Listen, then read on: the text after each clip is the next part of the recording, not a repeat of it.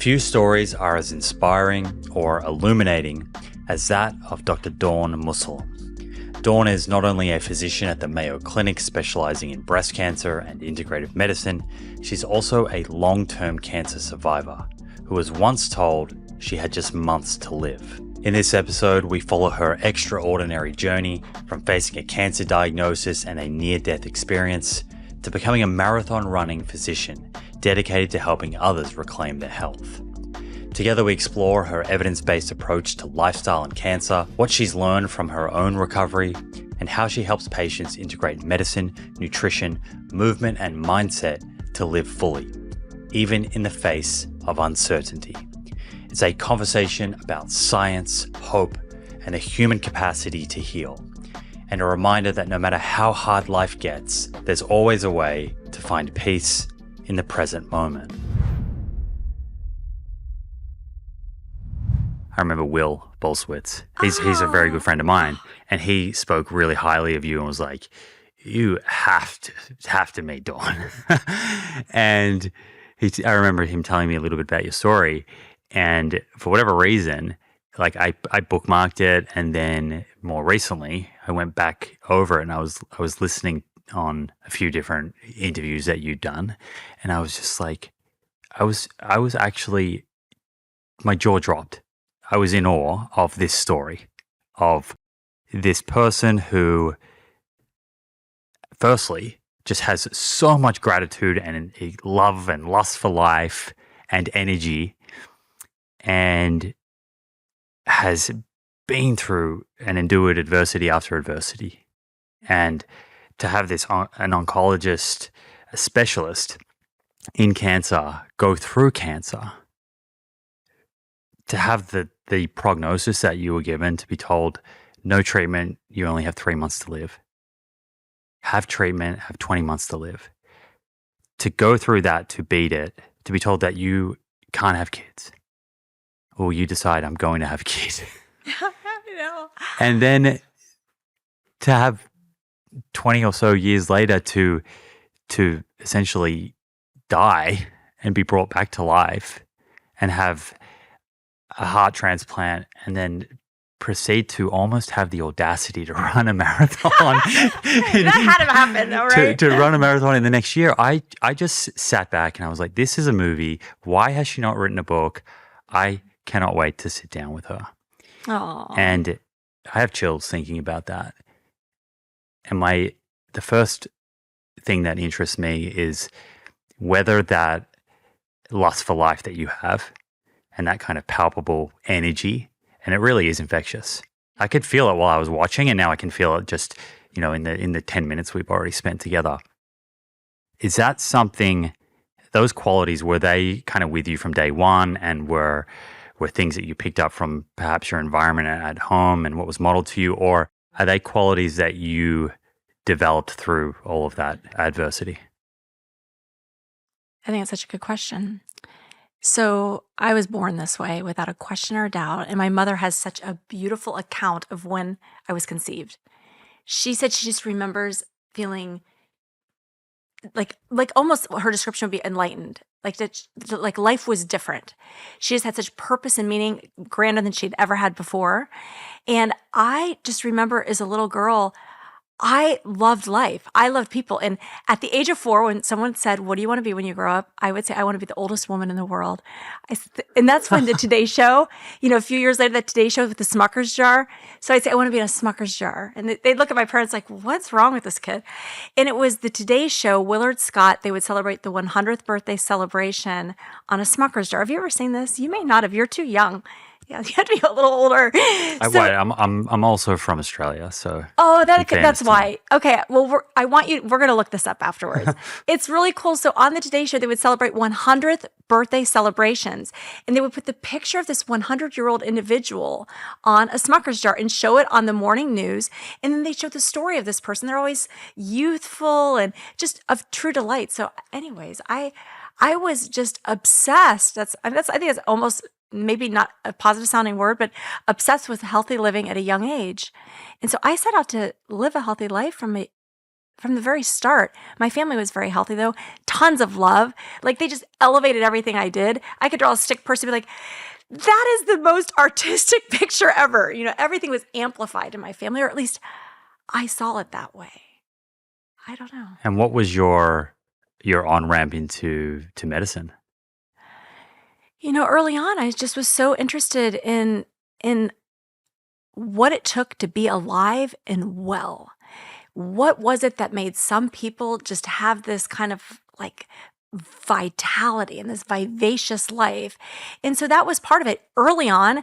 I mean, I'm not kidding you. I was probably 9 years old reading the book Life Extensions. And when I would go on field trips, I would take healthy magazines rather than like 17 magazine. And I would take my spirulina bars on field trips and my Ezekiel bread. I was really into this at a young age, which was fascinating. My favorite thing to do would go to the health food store with my dad as a young girl. This is funny. Are we recording this, by the way? Oh, of course. So this is cute. So you this is kind of really off topic, but you like Porsches, don't you? I love them. So my dad. Wait, how did you know that? Well, because I listen to your show all the time. And so one of your shows, you talked about it. So my father had Porsches and we would go to the different concours races and, we'd go to the health food store in the Porsche. I was like 5 at the time, and so I remember the smell of oatmeal in the back of the Porsche and I'd like be eating it with some Altadena yogurt, but I had to be very careful. So it's like those memories, right? It was just really cute.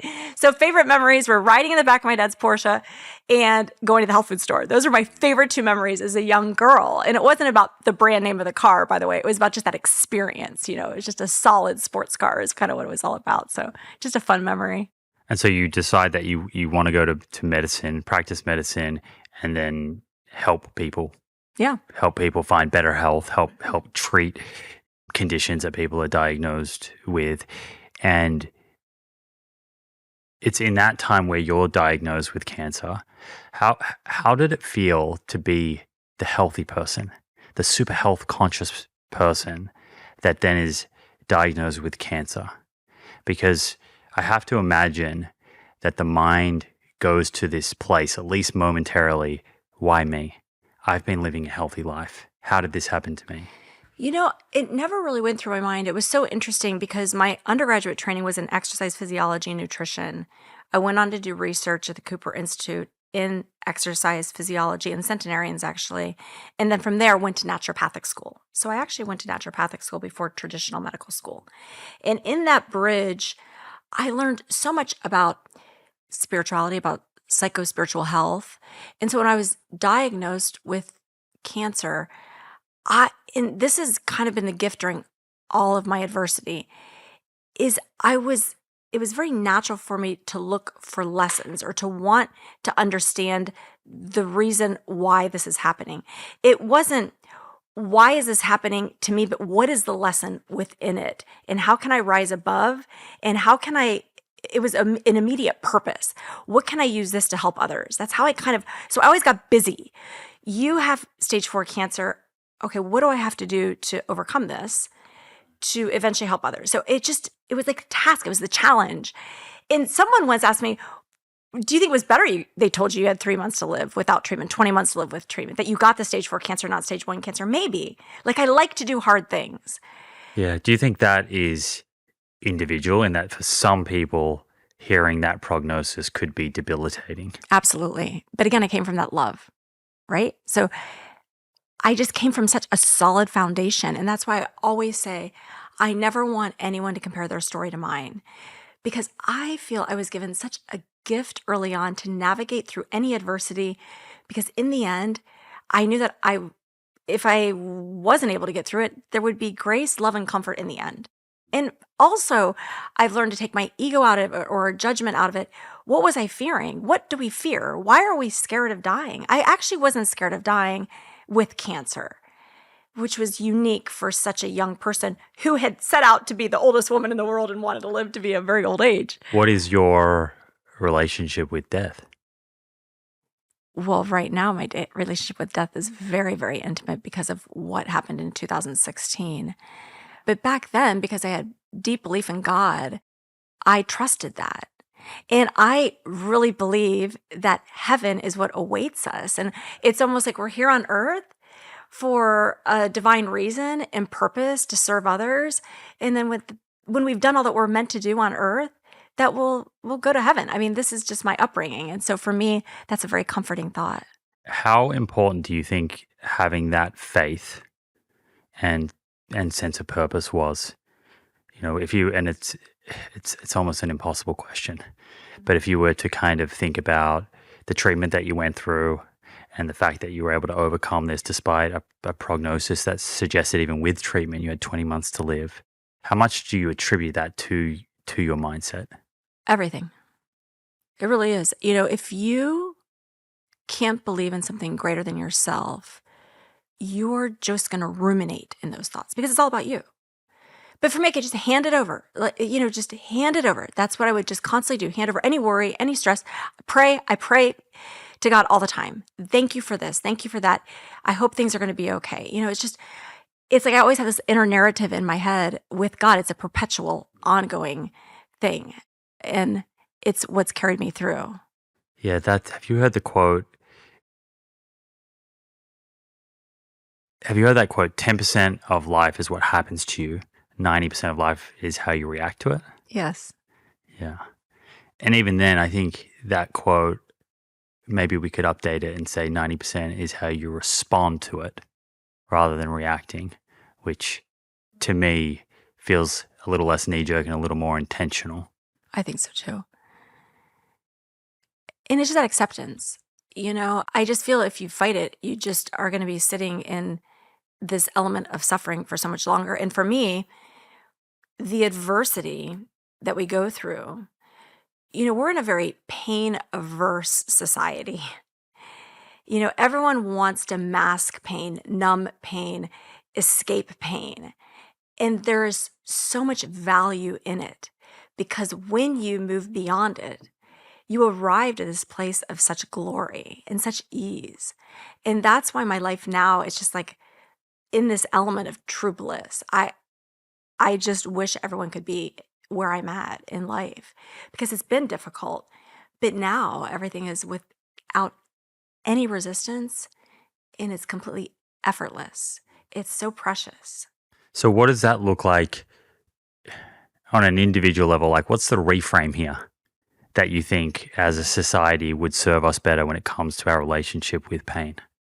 I just feel we need to trust that there's a reason for it and not need to mask it as much. And why is a human species, we've had pain since our inception, and we would work our way through it. We wouldn't try to mask it. That was kind of survival of the fittest. If you may, we would work our way through. Those that couldn't would die. And so it's what we're meant to be and do, but we have just fallen so far, far, far away from that. And we don't put into play anymore the mechanisms that would help us get through it. We can use something as simple as exercise, right? With all the stress that mounts, even with something like healthcare adversity. And it was interesting because I had a patient yesterday that shared a beautiful story. And it was similar with me. Something as simple as exercise can use up that adrenaline. And, the caveman era, saber-tooth tiger jumps out of you, he'd outrun it, sleep peacefully at night. Now we don't have those stressors. Some people have massive stressors. This patient of mine yesterday, her young daughter died of metastatic colorectal cancer last December. A few weeks later, she was literally diagnosed with her own breast cancer. Can you imagine getting through that? And she said she couldn't get out of tears. She couldn't get off the couch. And then she had her own breast cancer and she just continued on that path. And she said, you've got to stop. And she started exercising. And she said it was the exercise that was her pivot point. And that inner dialogue, how she was speaking to herself. Yes. She was able to use up some of that stress and she was able to find some meaning and purpose in her own life again through her exercise. It just cleared her mind for her to kind of navigate through the path that she knew she had to set forth to do. And so what a gift I have to be able to sit in the space with these people, and to share with them, even, and I know we'll talk about it, but even my own near-death experience, to give them comfort of what that was like, and when you lose someone, just to let them know that, no, it's okay. Your loved one is okay. I promise you, based on my own experience. And then to give her the comfort also of navigating life after her own cancer diagnosis, how she has to show up for herself because she actually is the grandmother to these children that were left behind because their mother died. And so now she has this very, meaningful purpose that she needs to be healthy in her own right. So powerful. When the heart's beating at 8%, it basically was not able to pump any blood forward to the vital organs. That's why I was having so much weakness and just near collapse, essentially. It's the lowest ejection fraction I have ever seen in my clinical career. And any doctor I've spoken to, they've said the same. And what they've said is you would not have lived through that if you did not take care of your body your whole life. Howdy, friends. I would love your help. You know this, we know this. There are ads on our podcast here at The Proof.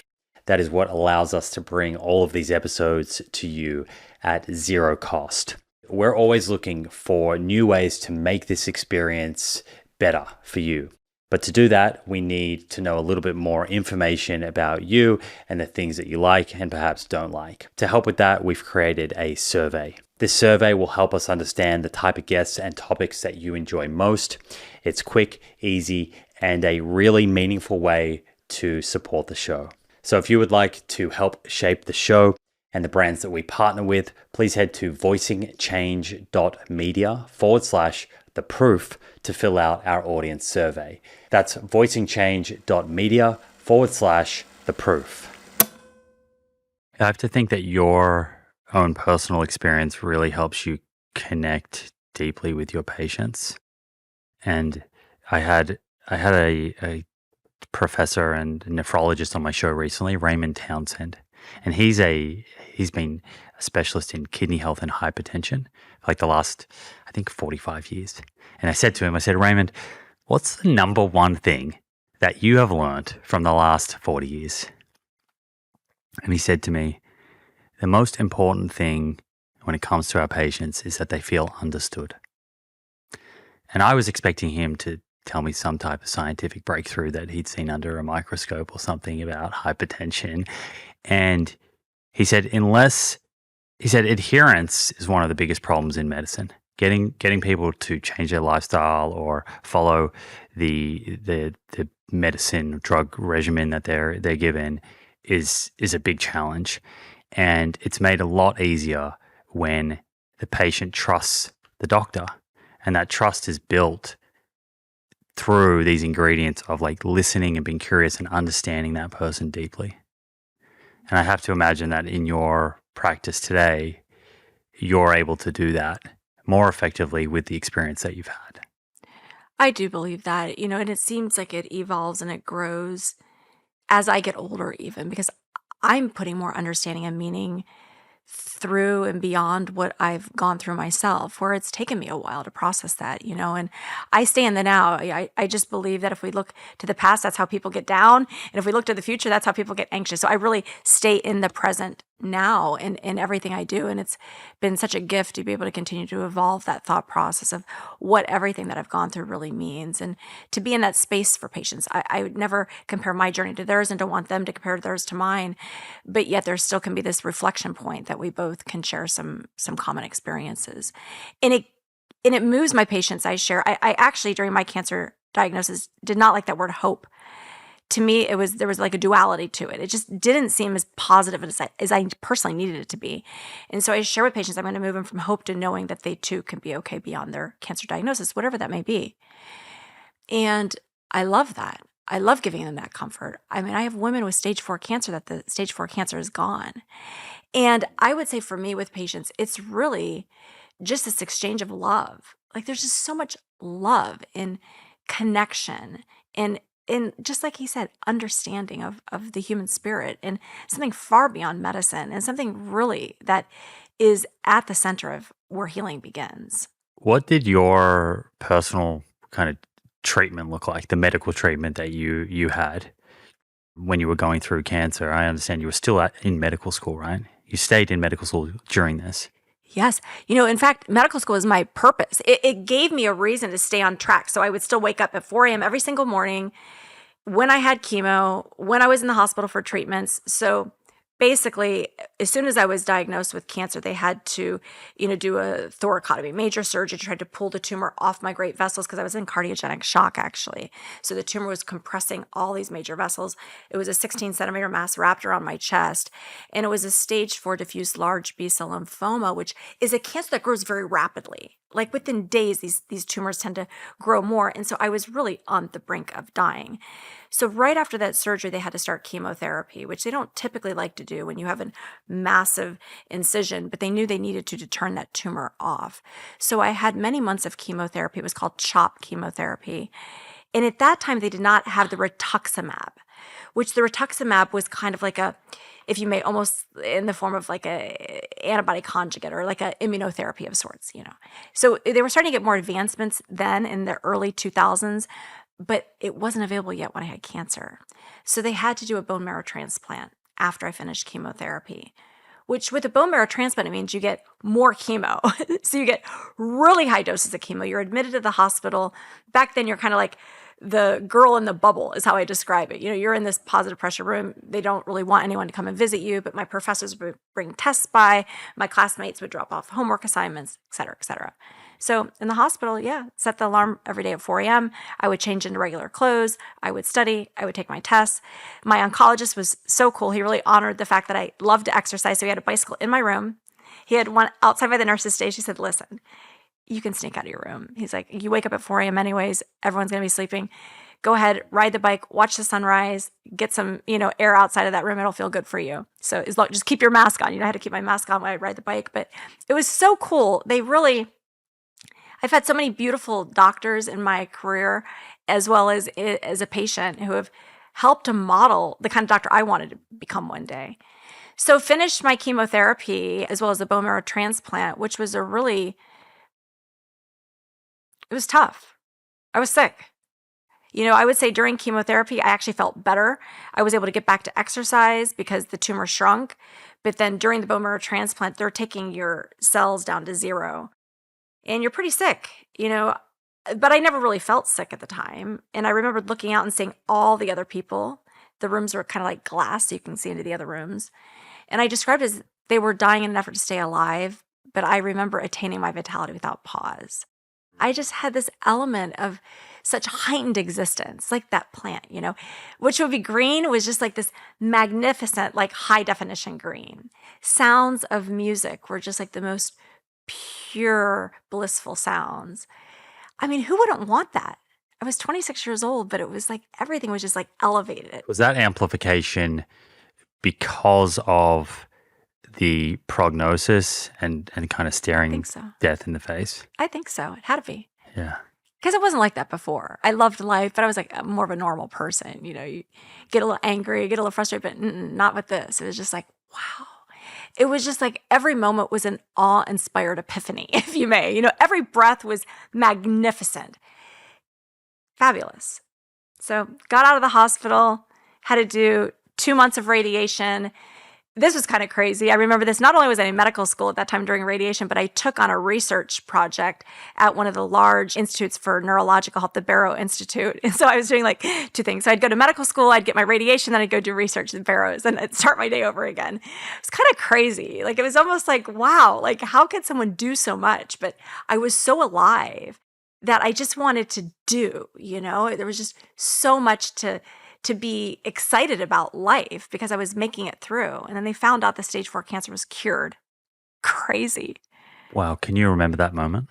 Yes. I mean, it puts tears in my eyes. It was just amazing. It was just like elated, I was just like, wow, which was interesting, right? Because I guess that kind of proves that I had some doubt. I wasn't sure if I'd make it, but it didn't matter. It was just me. If I died, I didn't have children at the time. I wasn't married at the time. It was just me. So I could be really selfish. But you were living in possibility. Yeah. Yeah. Lots of uncertainty. But within that uncertainty is so much power.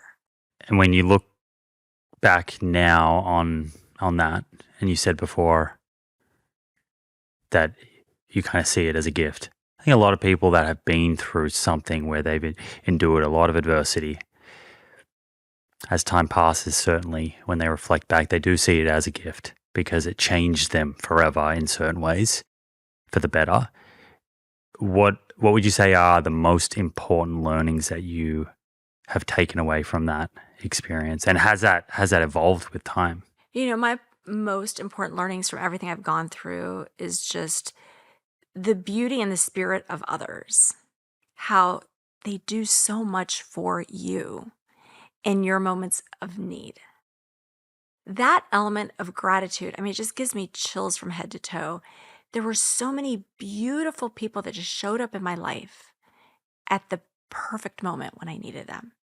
I was constantly surrounded by love beyond my childhood, by strangers, just that were there to touch different moments in my life to lift me and elevate me.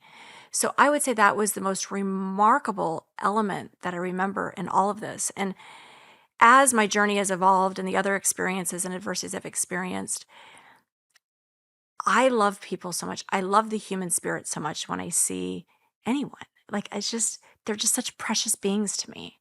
And I think that's truly the definition of spirituality and faith, is that of, for me, I have a strong belief in Jesus, but that Jesus or that love is within every human being and every human spirit. And currently the world is so polarized. And that really troubles me. It really bothers me because we should love one another. That's what this is all about. There's not a competition. You're entitled to your own freedom of speech, of thought. That's what makes this country this country. But we shouldn't hate people for those thoughts. We should just accept them. So I would say that was the most profound element of all of my journeys, was this appreciation and love for others because of what they did for me. And they got nothing in return, right? They just did out of the goodness of their heart. Is there anything that would be helpful for people who have not been through cancer to appreciate about the experience of the person that is currently undergoing cancer treatment that might help them better support a family member or a friend? What I think, and I try to work with my patients on this, because so often people say, what can I do to help you? That person's not going to tell you what they can do. So I just say, put yourself in that position. What would you want? What would you want someone to bring you? Or just bring them the food, or buy them the gift card to help them pay for gas, or just do something special. Send them flowers, bring them a plant, bring them a nice pillow, something warm, comforting, and thoughtful. It doesn't really matter what it is. Just a little simple act of kindness, and it doesn't even have to be a thing. It could just be time with that person, or say a prayer for that person, or just send them a message. I'm thinking about you. I love you, whatever it may be. But just take the time to connect.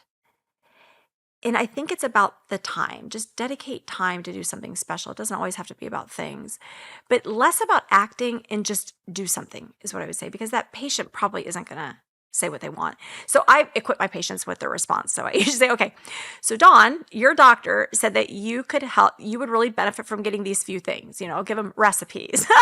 I'll give them maybe something that can help them with exercise, or something that can help them through their treatment journey, or little different aspects of supportive care that would help to provide that person with an opportunity to get through their cancer journey a little bit more seamlessly. Maybe a membership to a online restorative chair yoga session or something like that.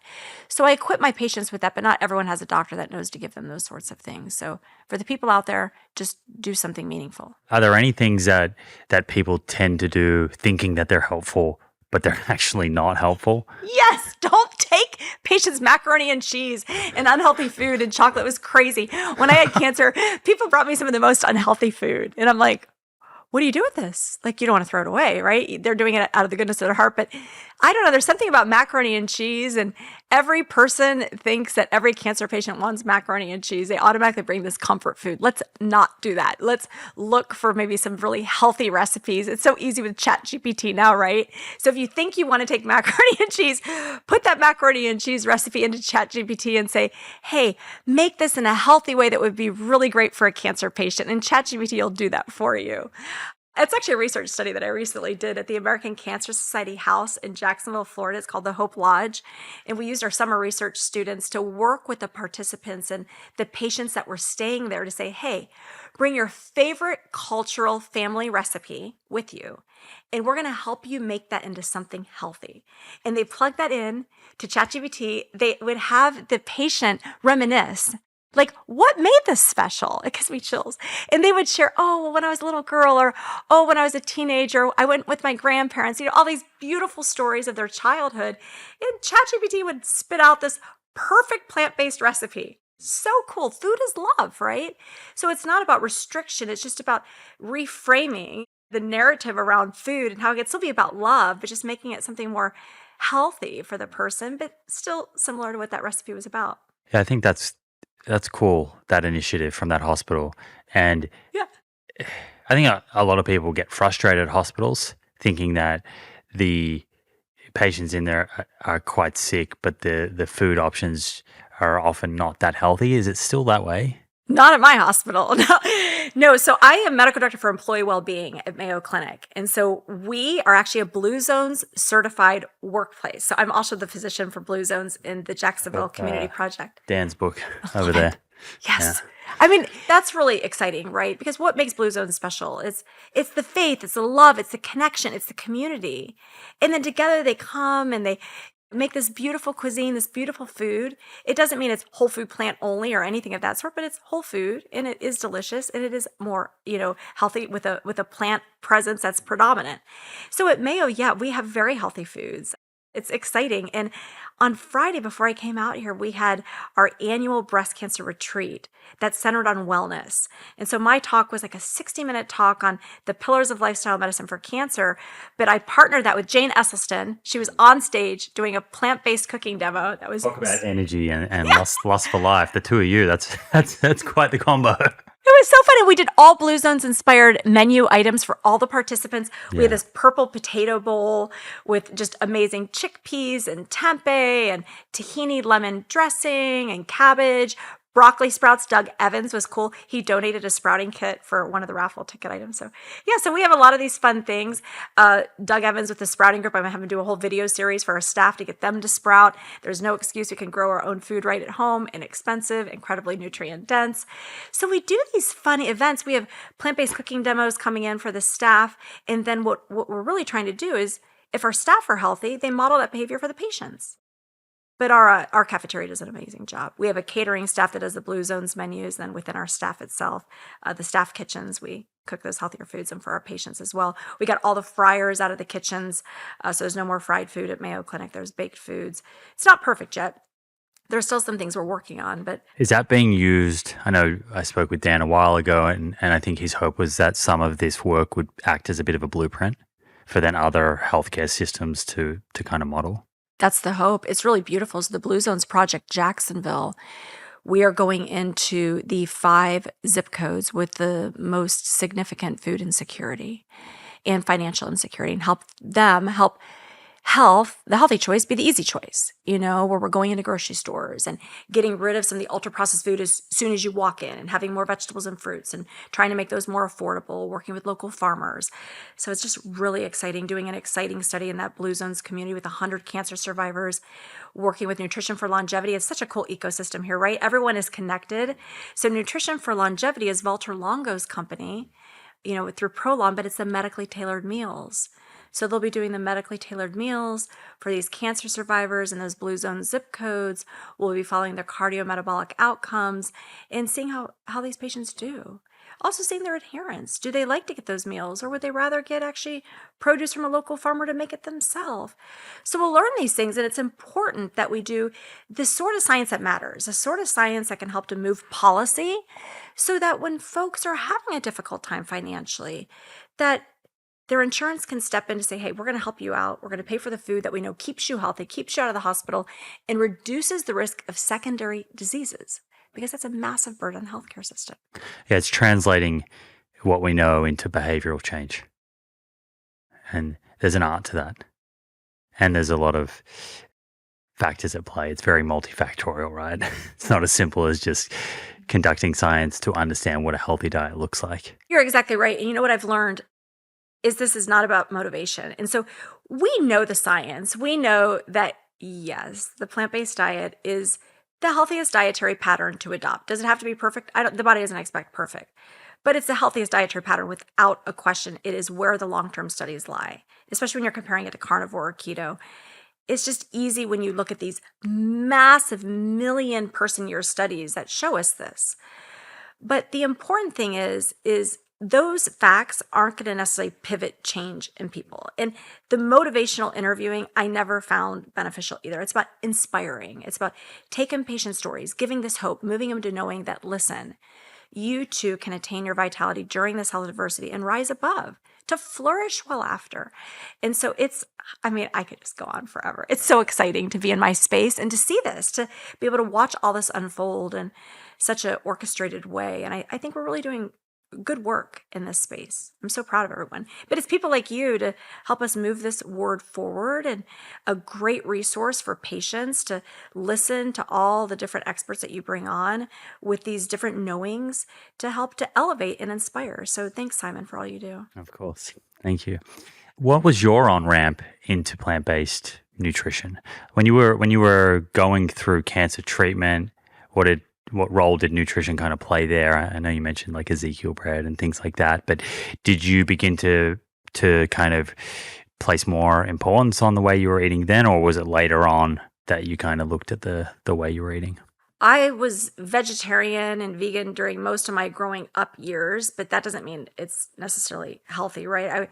I relied a lot on protein bars and kind of like quick fixes, protein drinks, and definitely more processed food than I probably should have had. Never French fries or anything like that. It was always healthy, but some things that were a little bit faster for me to have access to. I would say when I really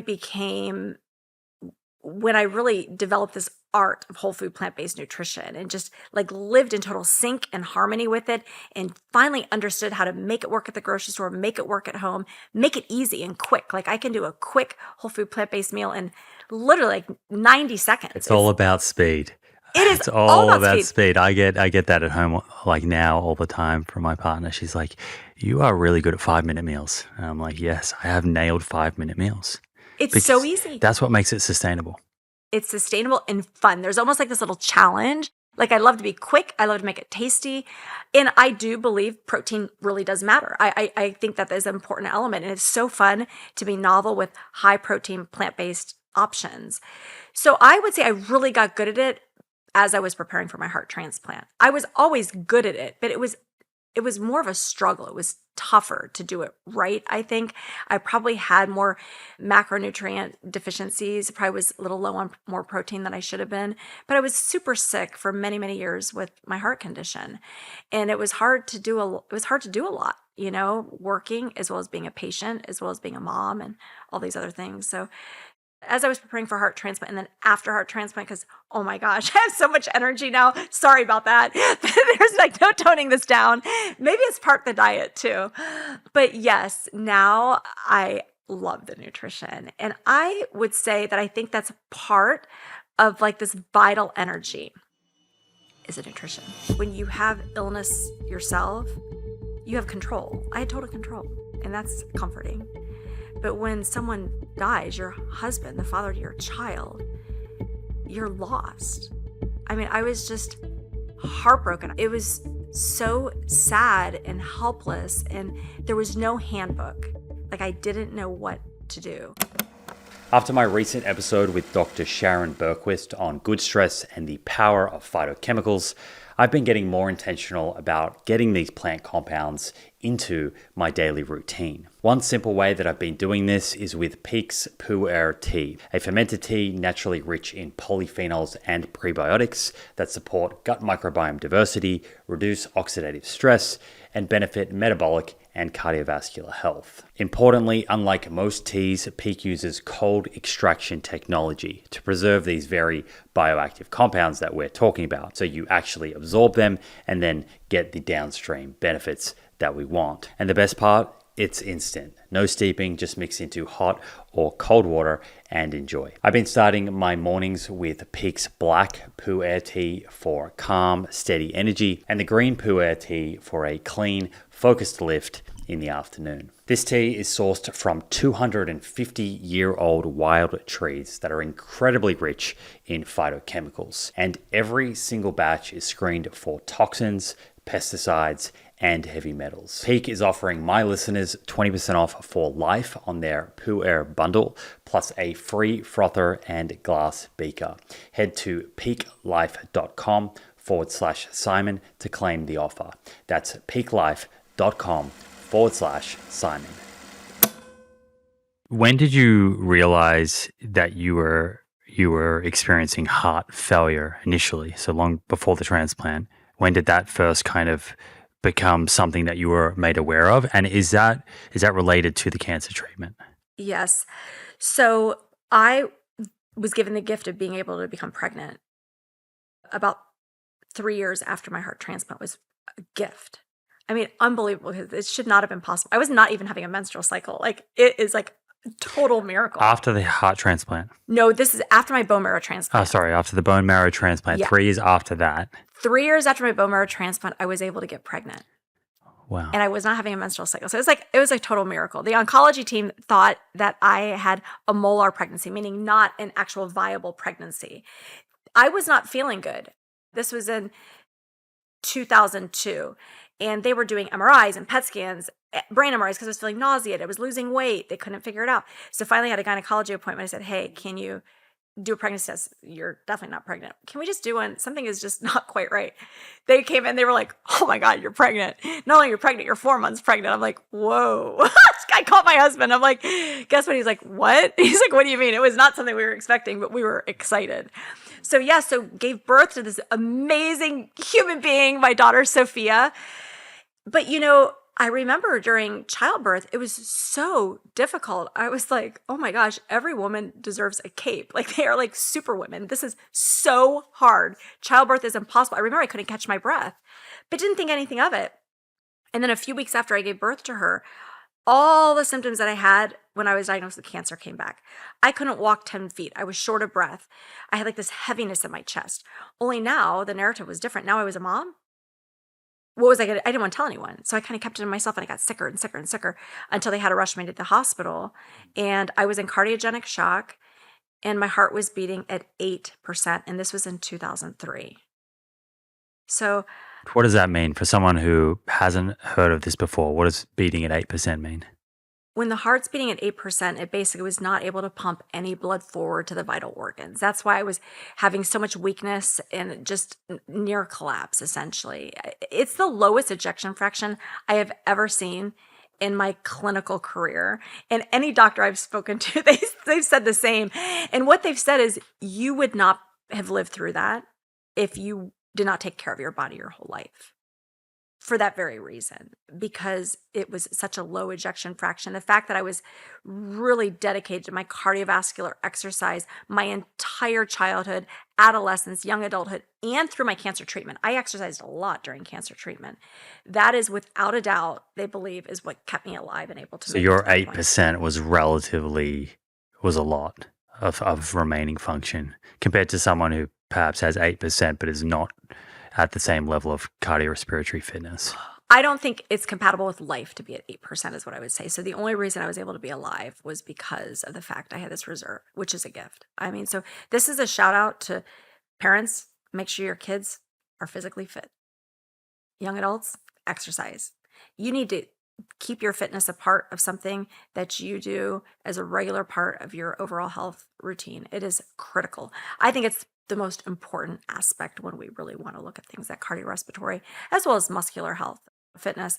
So it was extremely low, diagnosed with heart failure, and I became a patient at Mayo Clinic at the time. And they thought I would need a heart transplant right away because that's not really compatible with life and with giving enough blood supply to any of your organs, your vital organs. But they really thought that if they started with medications, maybe the heart function would improve some. And that is exactly what happened. And it was caused from the chemotherapy and the radiation. The radiation was right to the heart. We knew this would possibly happen. But again, I had 20 months to live. I had already outlived what I should have lived. So they had never seen women get pregnant at that time. They had never seen women develop these issues because most people didn't survive with cancer. So it was a gift. I'm so grateful for that chemotherapy, and it's so important. And this is kind of a side note, but I remember when I even received chemotherapy, I saw it as a gift. I saw it as something that was going to cure me of my disease. I didn't see it as a threat.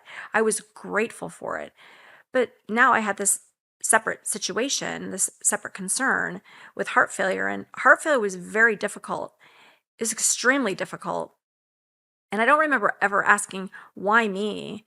Because I feel like I didn't have time, right? I just had to try to figure it out again. Wow, how am I going to get through this one? This is tough because there's no immediate sight where I'm going to regain quality of life anytime soon or ever, unless I give up my heart for a new one. And that's not always the best choice either. It's very difficult. I remember describing, I felt like I was shackled. I felt like I had this weight. Like, it was tough to talk. Like, guys, talking is so easy now. It was so hard to find words. If I would speak, I would be short of breath, dizzy, and nearly pass out. If I would drive and my arms would be anywhere above like this position, I would nearly pass out.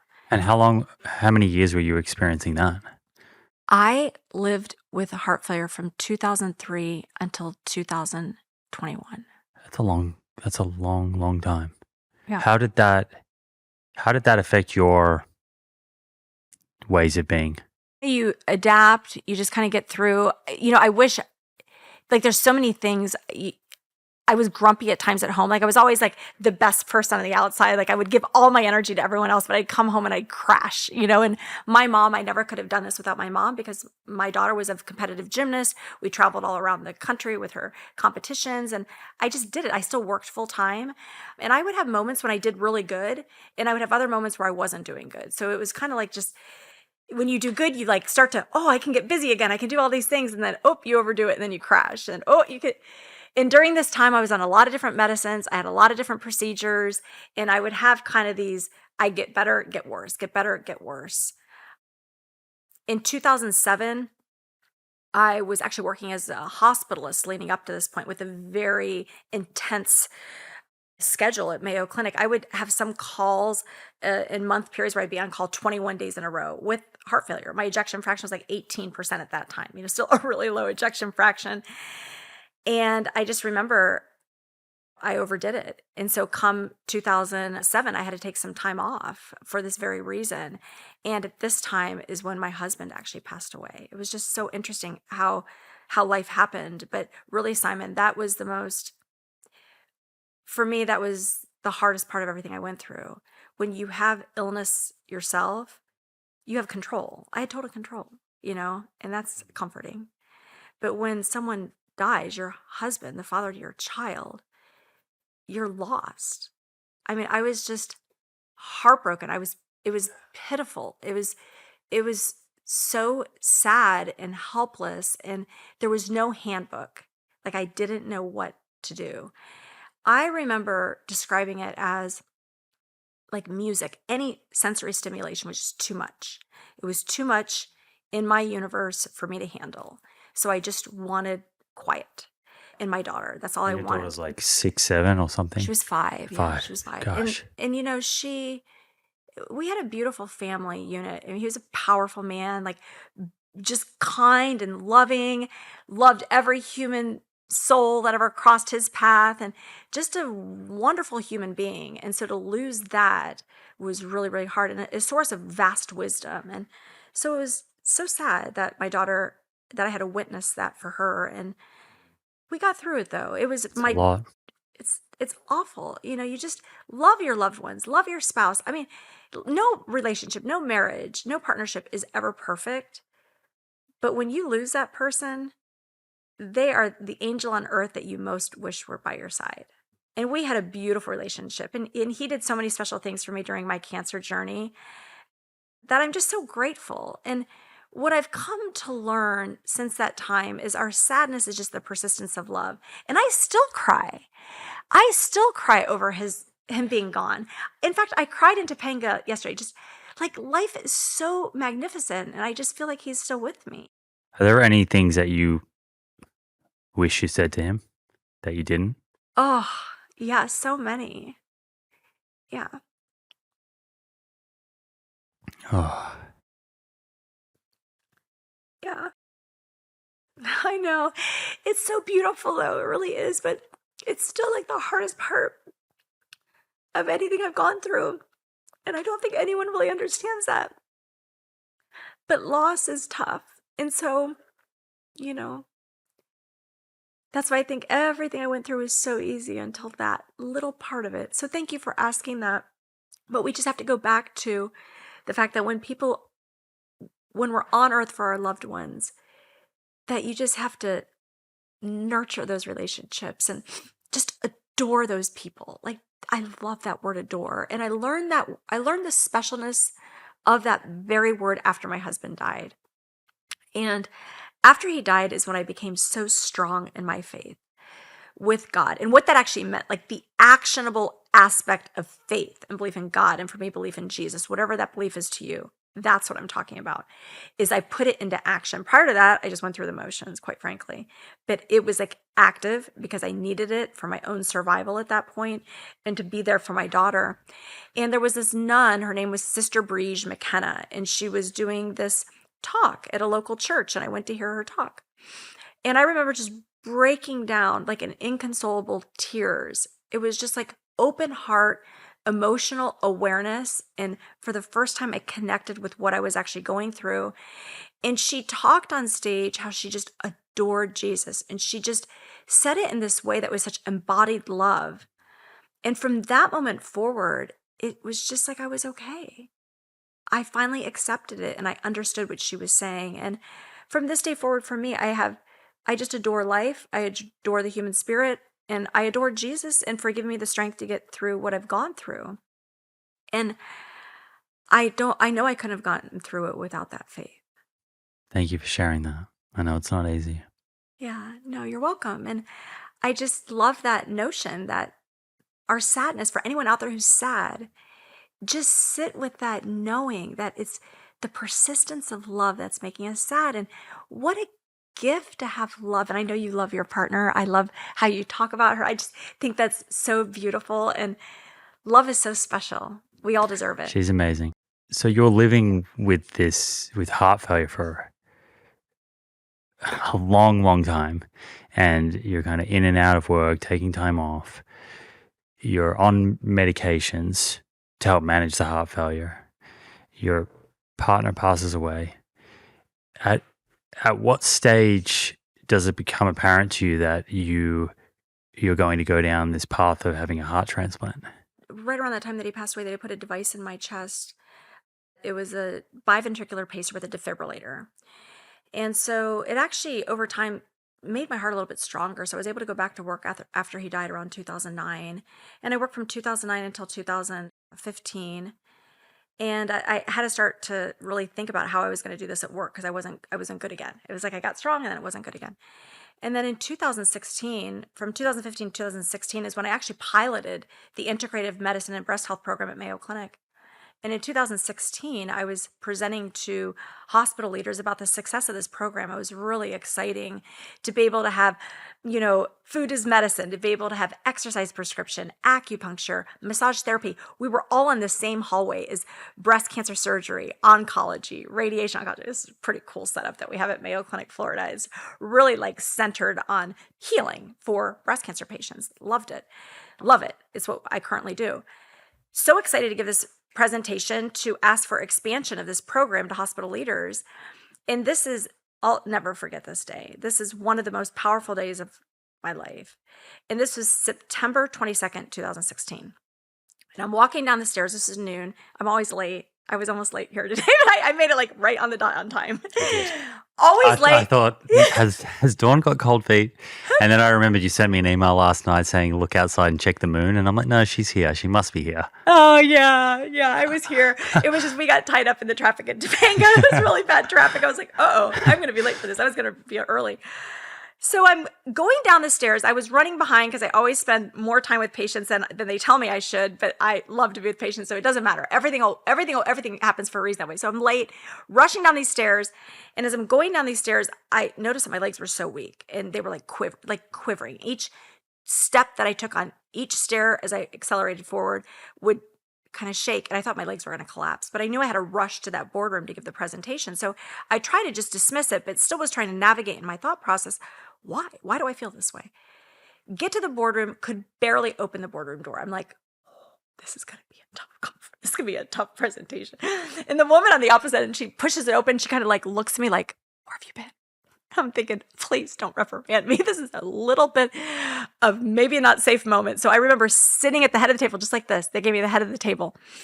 And the mouse is sitting to the right of me. And I remember the woman to the left of me had red nail polish that was chipping. Like I remember this detail so specific of her hand right there. And I'm holding the mouse.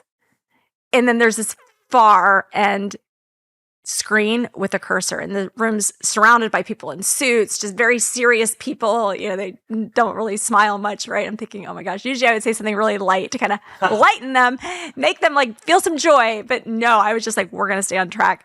And as I'm trying to control this mouse with the cursor at the far end of the screen, the cursor starts getting lighter and lighter and lighter. And that was my last conscious memory.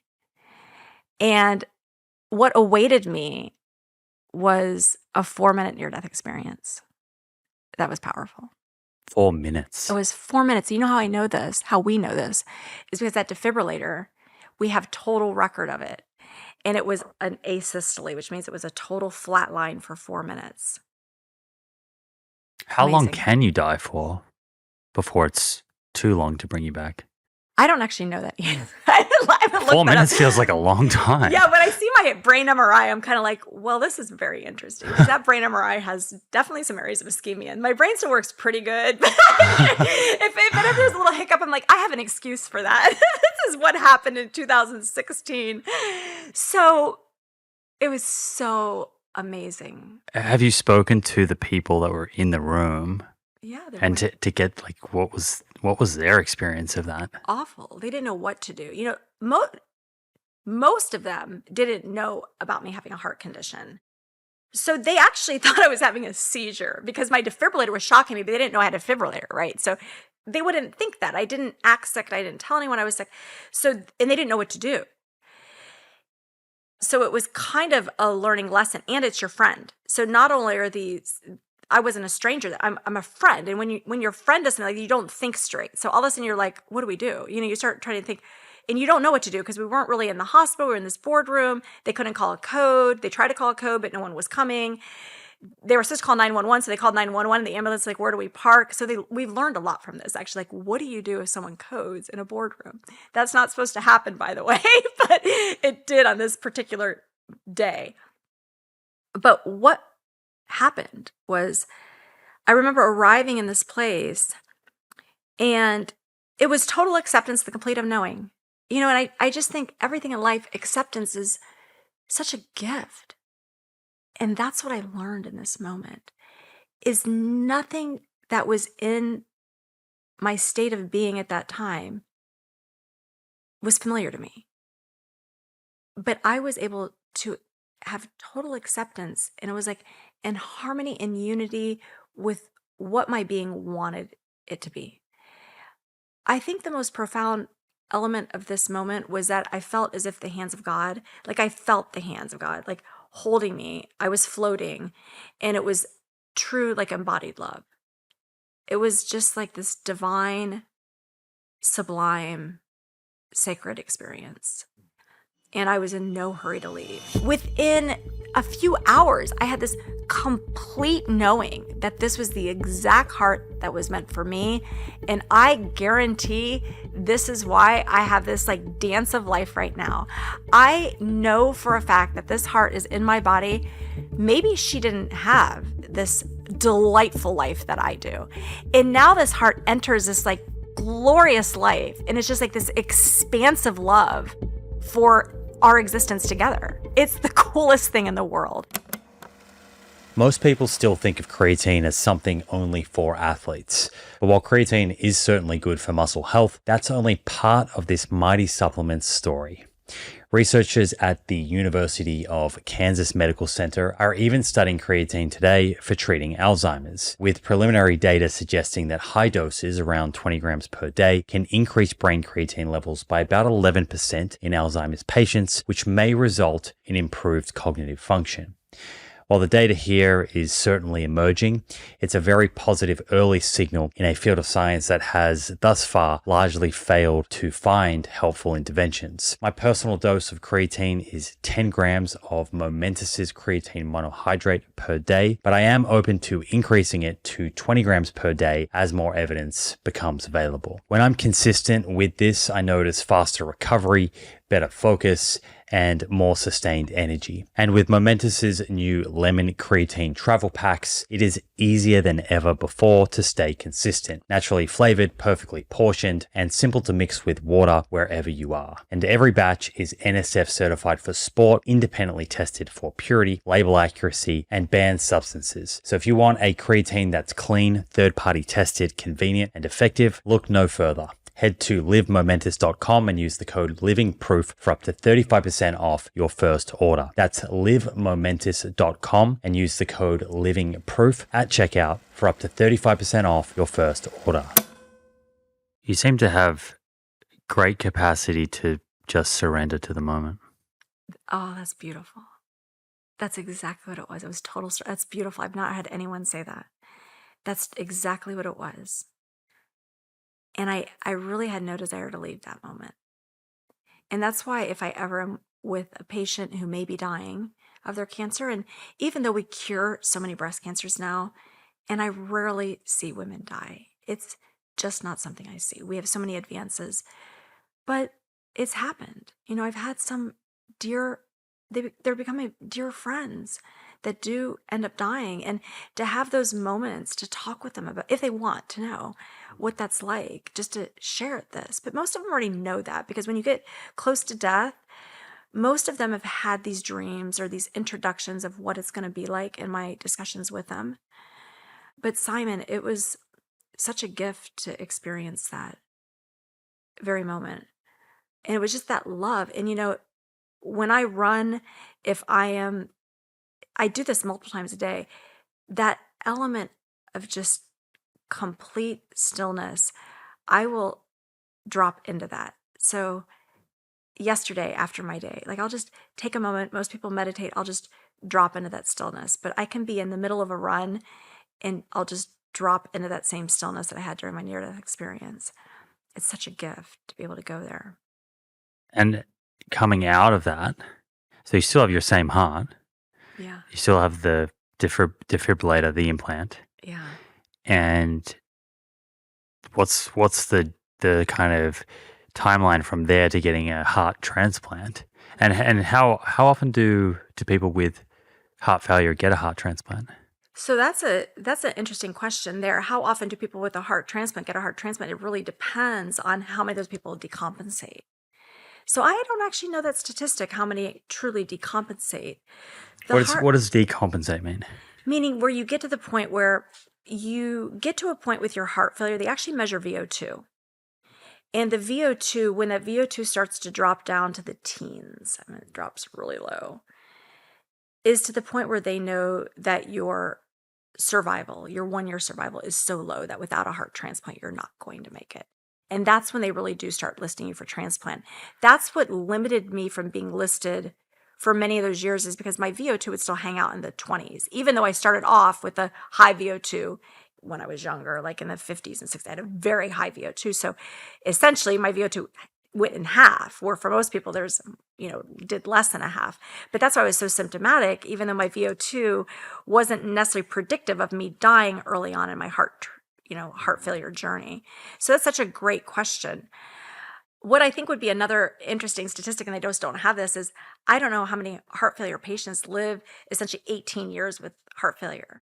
Most don't, most die. The risk of dying from heart failure is actually higher than that risk of dying from cancer. It's a very steep mortality, especially with the ejection fraction that I had. And then when you start to have these fatal arrhythmias, the risk of dying is extremely high, because then we know that the heart is no longer capable of having a safe rhythm. So my heart failure was because of two things, the chemo and the radiation. So that radiation is, my heart failure was getting more longer in duration, the scar from the radiation was getting more advanced, causing more of these advanced arrhythmias. And I continued to have them. Is that still a side effect of chemotherapy and radiation today, or have those treatment modalities kind of changed? Well, we've learned so much. So now there's a whole area of medicine called cardio-oncology. And so this whole field of medicine is cardiologists dedicated to cancer patients who have had chemo or have had radiation. Our radiation modalities, now we do different sorts of breathing mechanisms to try to keep the radiation away from the heart. We do it so patients lay on their stomachs and all these different forms to get that radiation away from the heart. Even if we had those back when I had radiation, my tumor was wrapped around the heart, so the radiation had to go right to that local area. So it just was part of what had to happen. But yes, so in 2019, I was listed for heart transplant, and I waited for 12 months on the transplant list with not one single call. Waiting for a match. Exactly. Not one, which was really surprising to them because they had thought that being smaller in size, that I would get a match, but it was actually the opposite. Because I was smaller in size, it was actually hard to find a matching heart because most Americans are large stature nowadays, so they just couldn't find a match. And then I started to decompensate, meaning that my heart was no longer compatible with me being safe at home. I was having more of these arrhythmias. I was having passing out episodes where I was losing consciousness. And they were seeing that the ability for me to extract enough oxygen from my heart to my tissues was very low. And you start to see lactate levels start to rise. And I know you recently just did a talk on that, and so it becomes more of a danger or harm, not a positive, when you have sustained lactate levels that you can't clear just because you're not getting adequate oxygen. So I was admitted to the hospital in January of 2021, where I was put on supportive care, where I waited for the heart transplant in the hospital.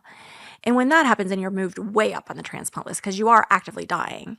And so then they start to take hearts from areas from around the world that are farther, meaning that heart is going to be out of the other person's body longer, so may not be as ideal of a transplant situation, but it is what it is. And then on February 5th, 2021, they found a matching heart. From another country?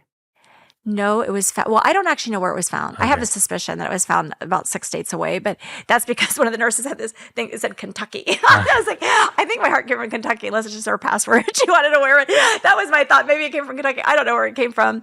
But it was interesting because you would think waiting 18 years for a heart, you would just be like elated. But I was not. You just go through so many different emotions. And my friend, Dr. Parag Patel, was my cardiologist who was on call that night, such a dear friend. And, he said, Dawn, I have to share something with you. And my heart dropped and I knew what he was going to say. He's like, we found a match. But we both had this like nervous energy we were sharing in that moment. We were scared. All of a sudden you think, oh my gosh, is your heart an emotional heart or is it just a physical heart? You don't know. I mean, they claim that 95% of heart transplant patients acquire a personality trait from the donor. So then the next thing that my surgeon shared, or that the doctor, Dr. Parag Patel, shared with me was, and your donor is an IV drug user with hepatitis C. So that was really hard. That was so challenging because here I'm thinking, it's going through my mind, wait a minute, 95% of people acquire this personality change. I had a psychiatrist friend of mine who said, do you really want this transplant? Most patients develop a personality change. And I'm like, how is that going to help me? I'm surprised that they told you that. Well, he was a friend. They were just having like coffee chat. This would be like a fun thing for me to talk about. No, this is not what you tell a friend. Sometimes our words can be so hurtful. If that person actually even remembers that conversation and ever listens to my podcast, I'm sure they feel so much remorse for ever saying that to me because they weren't saying it to be intentional. It was just that emotional intelligence. You want to meet someone in their time of vulnerability and healthcare crisis with a lot of emotional awareness and emotional intelligence, and kind of don't just talk because there's silence in the room. Sometimes we just talk because we don't feel comfortable around silence. And I think that's what happened. I think there was a quiet pause during my conversation with this colleague, this friend of mine, and that was kind of what they blurted out. I know they didn't mean anything by it, but wow, that voice was in my brain when I heard IV drug user heart. Also, there's some, I think, stigma and assumption that an IV drug user's heart is going to be problematic, but there's probably a lot we can learn from that heart too. Exactly. I mean, I love how you just frame that. It's perfect. And I learned so many lessons in this journey, and that is the most profound one is, wait a minute, why am I judging this? Like, who are you? Like, you're not this nice person. Why are you judging the situation, Dawn? Within a few hours, I had this complete knowing that this was the exact heart that was meant for me. And I guarantee this is why I have this like dance of life right now. I know for a fact that this heart is in my body. Maybe she didn't have this delightful life that I do. And now this heart enters this like glorious life. And it's just like this expansive love for our existence together. It's the coolest thing in the world.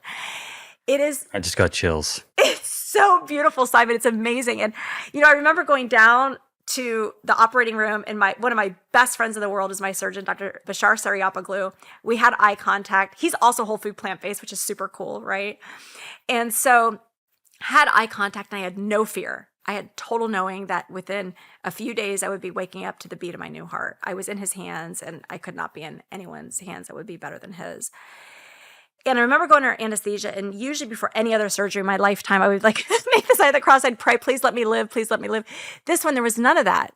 Instead, I just prayed for the donor family. I just remember having so much gratefulness and just praying for their sadness that they lost their loved one. And there were some complications after the surgery. They actually had to take me back to the operating room because I was bleeding.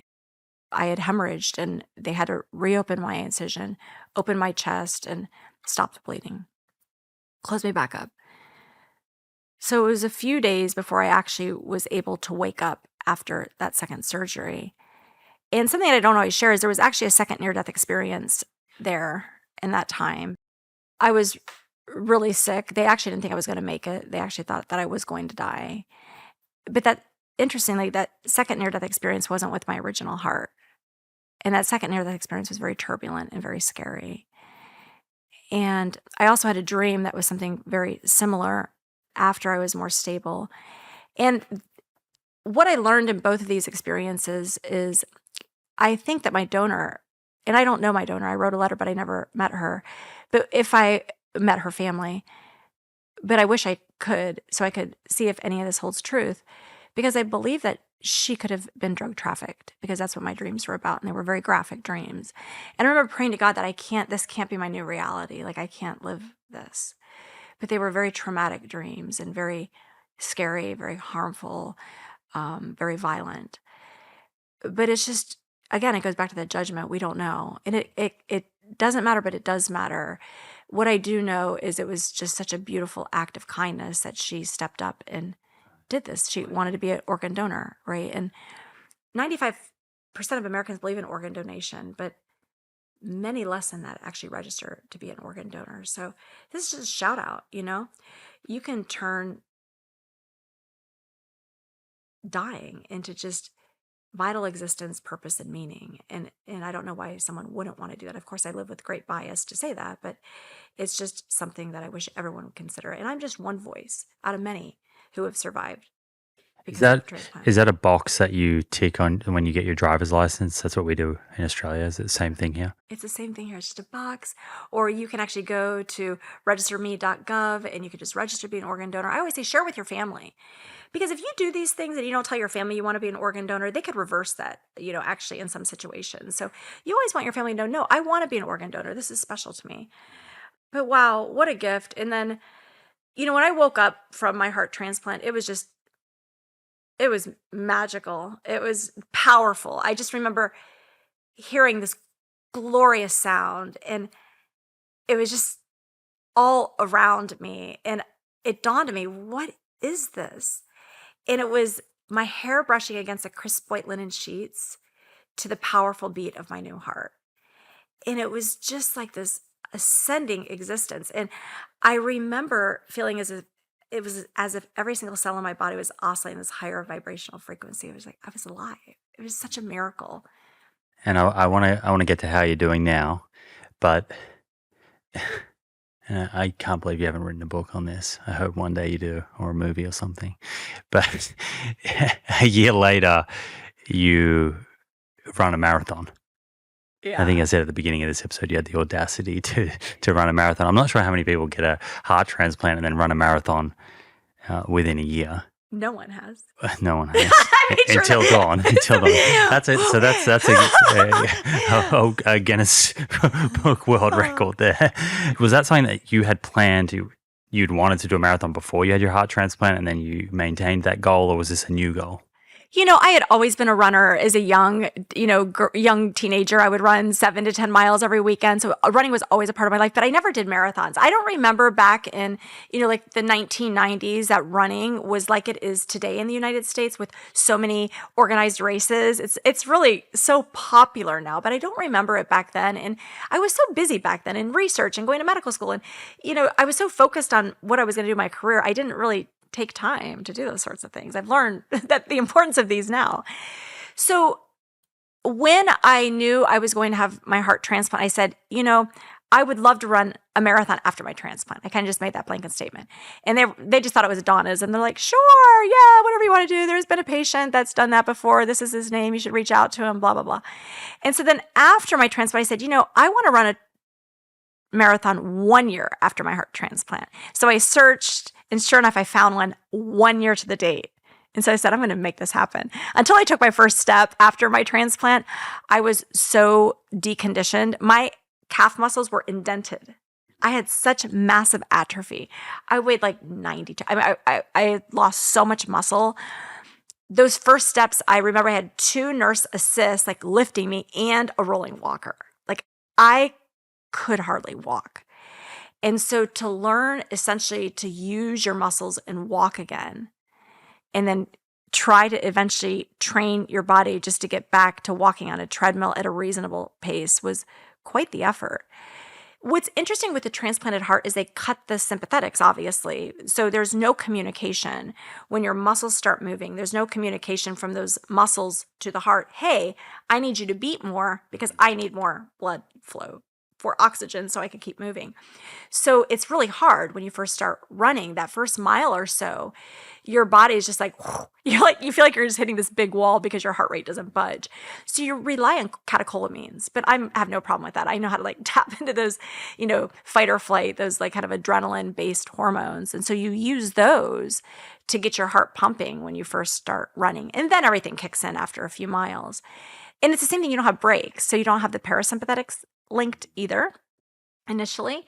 And so when you stop, your heart rate's still racing. So when I stop running, it's just like full throttle. I'm like, So can you slow your heart rate down with breath work? No. So heart rate variability is irrelevant for me. Great question. I was just having a discussion with a colleague about this yesterday, actually, for a study we're doing. I said, yeah, make sure you exclude transplant patients. This is stuff people don't think about. Right. But yeah, a great question. So I can't adjust it.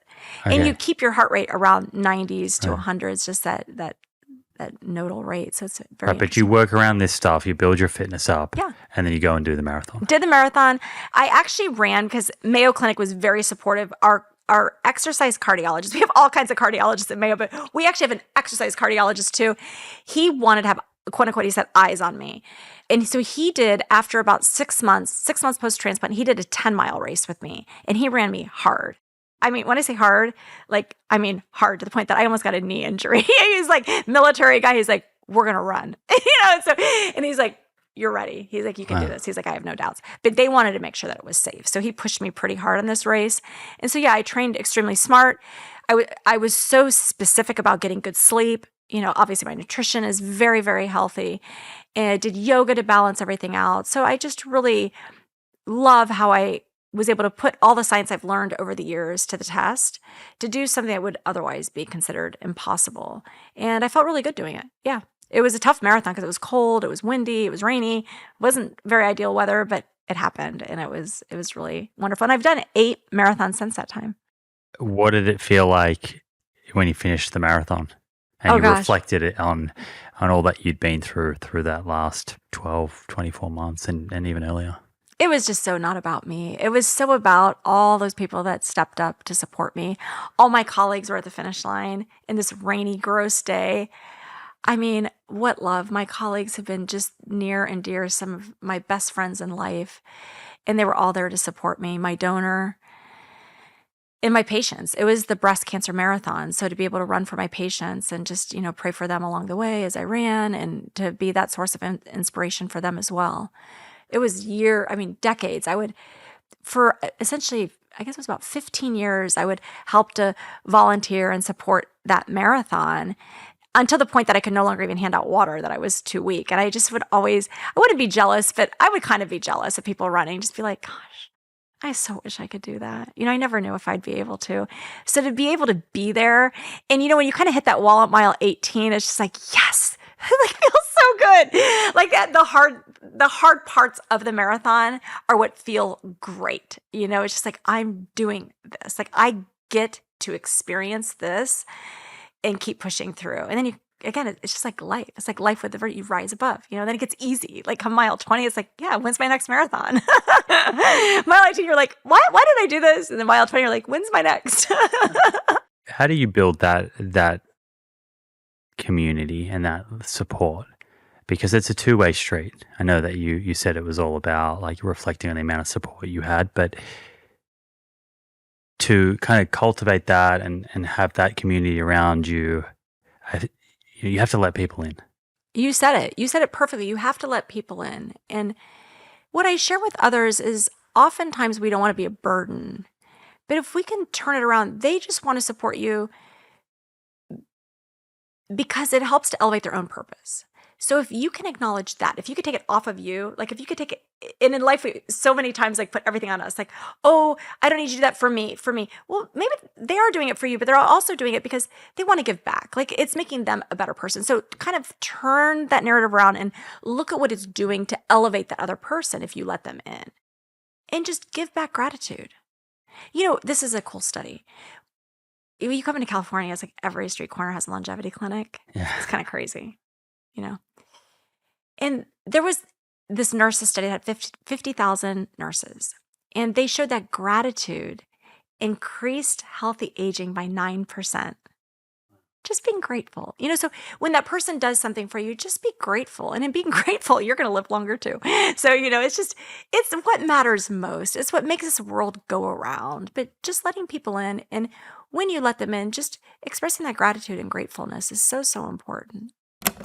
Whether you're training hard or simply aiming to feel your best every day, IM8 Daily Ultimate Essentials has you covered. It's the daily multi-nutrient that I've recently switched to and now recommend. With 92 bioavailable nutrients, including vitamin B12, vitamin D, iodine, choline, K2, CoQ10 for heart health, and MSM for joint recovery. It is NSF certified for sport. It ships to over 30 countries, including the United States, Canada, the UK, Australia, and New Zealand, and works with both plant-based and omnivorous diets. I've used several multi-nutrients over the years, but IM8's clean formulation and commitment to science and clinical validation really stood out. So much so that I've joined their scientific advisory board alongside Dr. David Katz and Dr. Suzanne Dev-Koda, two previous guests of The Proof. For listeners of The Proof, IM8 is offering 10% off your first daily Ultimate Essentials order with the code SIMON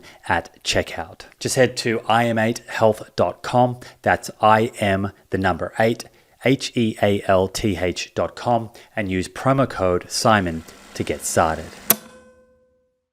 Today you're working with the Mayo Clinic, and I believe you set up the integrative medicine. Is it breast health clinic? I did, yes. Yeah.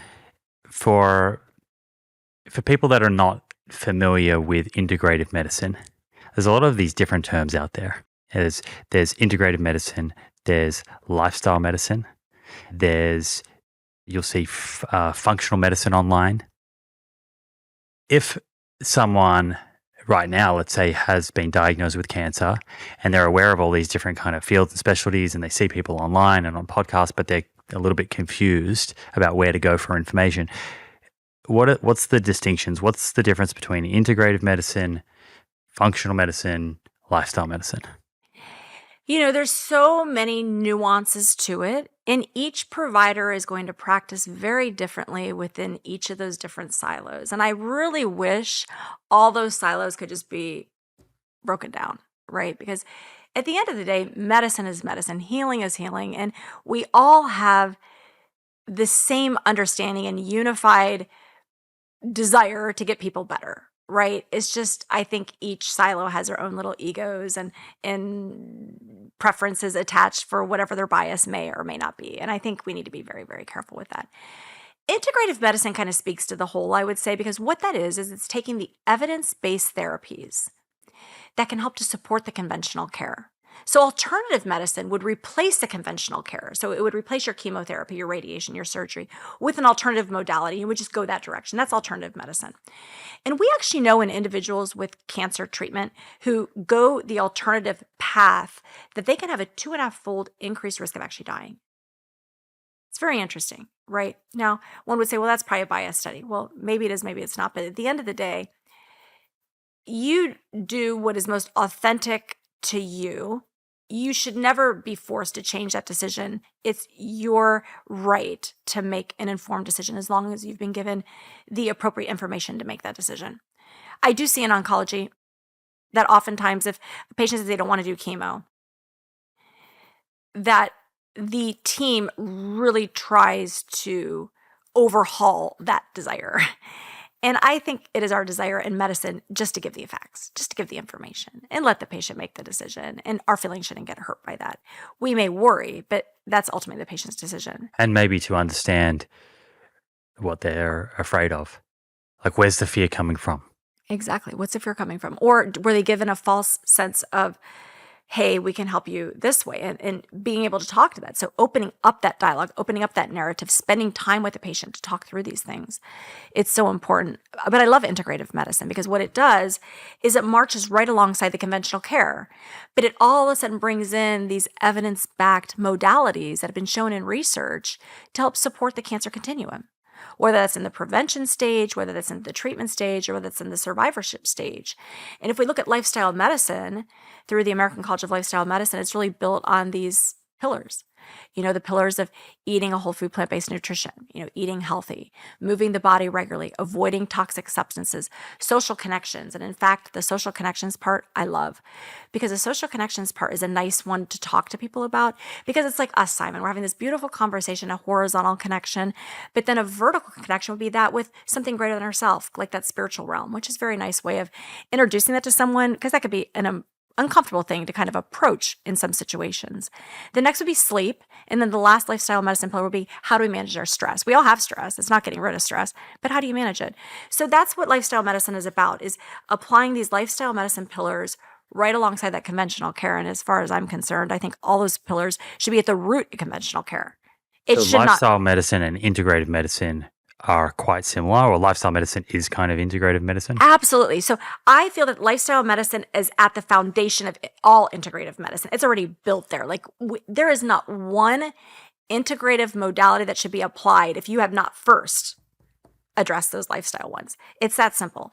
And it should be the same thing already in conventional care. But unfortunately, conventional care models, a lot of times they don't have time to do it, right? How are they going to fit all that in? How is the oncologist going to give chemo? How is a surgeon going to talk about surgery plus life? They just don't have time. So having a lifestyle medicine physician to do that makes sense. Or if it's an integrative doctor, that integrative doctor, without a doubt, has had training in this area of lifestyle medicine. Now, functional medicine is a little different because they're really going after that root cause. And where I find that functional medicine is very helpful, though I'm not a functional medicine doctor, I have great respect for those doctors to work with patients who perhaps have chronic pain, chronic fatigue. They have these mystery illnesses. Or symptoms, idiopathic. Precisely. And again, it needs to be rooted in lifestyle. And then from there, they use their very advanced diagnostic testing to figure out what that root cause is. And so often it's because of maybe it's psychosocial trauma, maybe it's lifestyle related, or maybe it's environmental, or maybe it's infectious, or who knows what it may be. But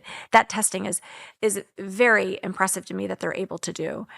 So that's how I look at it. Within the integrative realm for cancer care, I rely a lot on acupuncture for my patients. I rely a lot on mind-body therapies like mindfulness, as well as yoga, tai chi, and then, of course, the lifestyle part of it.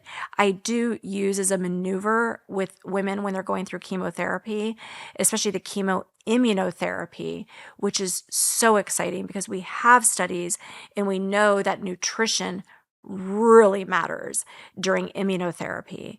And we have studies now showing us that the whole food plant-based nutrition during chemotherapy can actually help to reduce fatigue, as well as, interestingly enough, this will shock you, the women don't gain weight, and the majority of breast cancer patients gain weight. So not only do they Oh, is not that gain right? weight, yeah, it's the opposite of what you think, because they get a lot of Yeah. steroids. Yeah, I thought it was like weight loss and muscle wasting. But there was this really fascinating study. It was a small study, 104 women. But what it showed is this plant-based diet during chemotherapy, they didn't gain the weight. They actually lost a little bit of weight, but they gained muscle. Where the people on the standard American diet group, they lost muscle. So it was a really cool study to show that, hey, a lot of people are cynics. They're like, that plant-based diet, you're not going to be able to maintain muscle. Well, this showed us the total opposite. And they were mindful of the protein content during this particular dietary window of chemo, as well as using a plant-based diet. So it was a great study. There was another study done by Dr. Campbell that showed that metastatic patients undergoing cancer care for breast cancer who were on a whole food plant-based diet, again, a very small study, but what it showed is there was 94% adherence. Love that. So many folks think, well, that's going to burden the cancer patient. Quite the contrary. They love it. They love to be able to take their mind off of their cancer and be empowered over their disease to kind of have some autonomy in their whole cancer journey. They can have control with their nutrition or with their exercise, whatever it may be. But that was another really fascinating study that showed this 94% adherence, as well as improved energy again. Now we know from the immunotherapy trials, we've seen a lot of this with melanoma, that when you use more of a plant-based diet with diversity, especially that with beans, when you have that diverse diet, it actually performs better than probiotic, and it also performs better than probiotic plus diet, which is really interesting. That it's the diet that wins when they did some of these really early studies with immunotherapy. Now we're getting very advanced into our understanding of the gut microbiome, and this is like such cool medicine, right? To find out which strains could really help to kind of springboard to true successful outcomes, certain immunotherapies. So ongoing research, we just submitted a grant for some postbiotic research, my colleague and I, Dr. Sarah Chumsbury, and we were just denied funding, but we're going after more funding because we'll find it. But it's an exciting time in immunotherapy when we look at the lifestyle elements. And there's obviously a very strong connection between the microbiome and the immune system, inflammation, inflammatory proteins. And Will, actually, Dr. B, he's just about to bring out a book on the microbiome and the immune system. I know. So that's good timing. And your 38 Terra too. I have it. I use it. So it's wonderful. Yeah. And I think if he was here in this conversation with what you just said on diversity, he would say, his view is that probiotics can have their role, but foundationally giving the body a diverse range of prebiotics, which exists in all of these different plant foods, works with your existing microbiome. And it kind of is a way to promote whatever bacterial constitution you have, rather than trying to guess and pinpoint which bacterial strain is going to be the right one for you to add versus me to add, which becomes a lot more personalized. Does that make sense? Entirely. I completely agree. And I work with my patients, and we kind of have these little competitions. It's very cute. Let's try to get at least 30 different plant foods a week, but let's even try to get closer to 50 if we can. And it sounds intimidating when they hear that and they say, wait, let's break this down. And let's just look at what you just ate today and look through this. This retreat that we just did last week, we looked at the food we prepared for the participants. We had over 27 different sorts of diverse foods that they had just in that one day. It was really cool, So they get excited about this, and they'll send me messages and they send me pictures of their food. They'll tag me on social media. And it's so fun for them to be able to get their mind off of their cancer diagnosis and onto something that matters. And, I let women know, if this is too much for you to handle now at the time of your breast cancer diagnosis, just maybe try to do breakfast a little bit better. We have now and for the rest of your life to work at this. And it never has to be about perfection. It's about consistency. It's about progress and just doing a little bit better and just making out some of those swaps. I think that when it comes to eating healthy, we know all the science. We know why it matters. And the science is so incredibly exciting, and more science is coming forward. That's just it just wows me. It's so exciting. But how do you operationalize that? How do you help the person enjoy it? And every time we eat, you have an opportunity to really nourish your body, or you have an opportunity to harm your body. And so use that opportunity to nourish your body. And when you're doing that, love what you're doing, enjoy it. I also tell my patients, they get overwhelmed. I have a 90-minute visit with my patients. I mean, shout out to Mayo Clinic, right? They believe in what I do, and they know it's not going to take 30 minutes, 60 minutes. I need 90 minutes to really unfold a lifestyle to really help pivot towards improvement.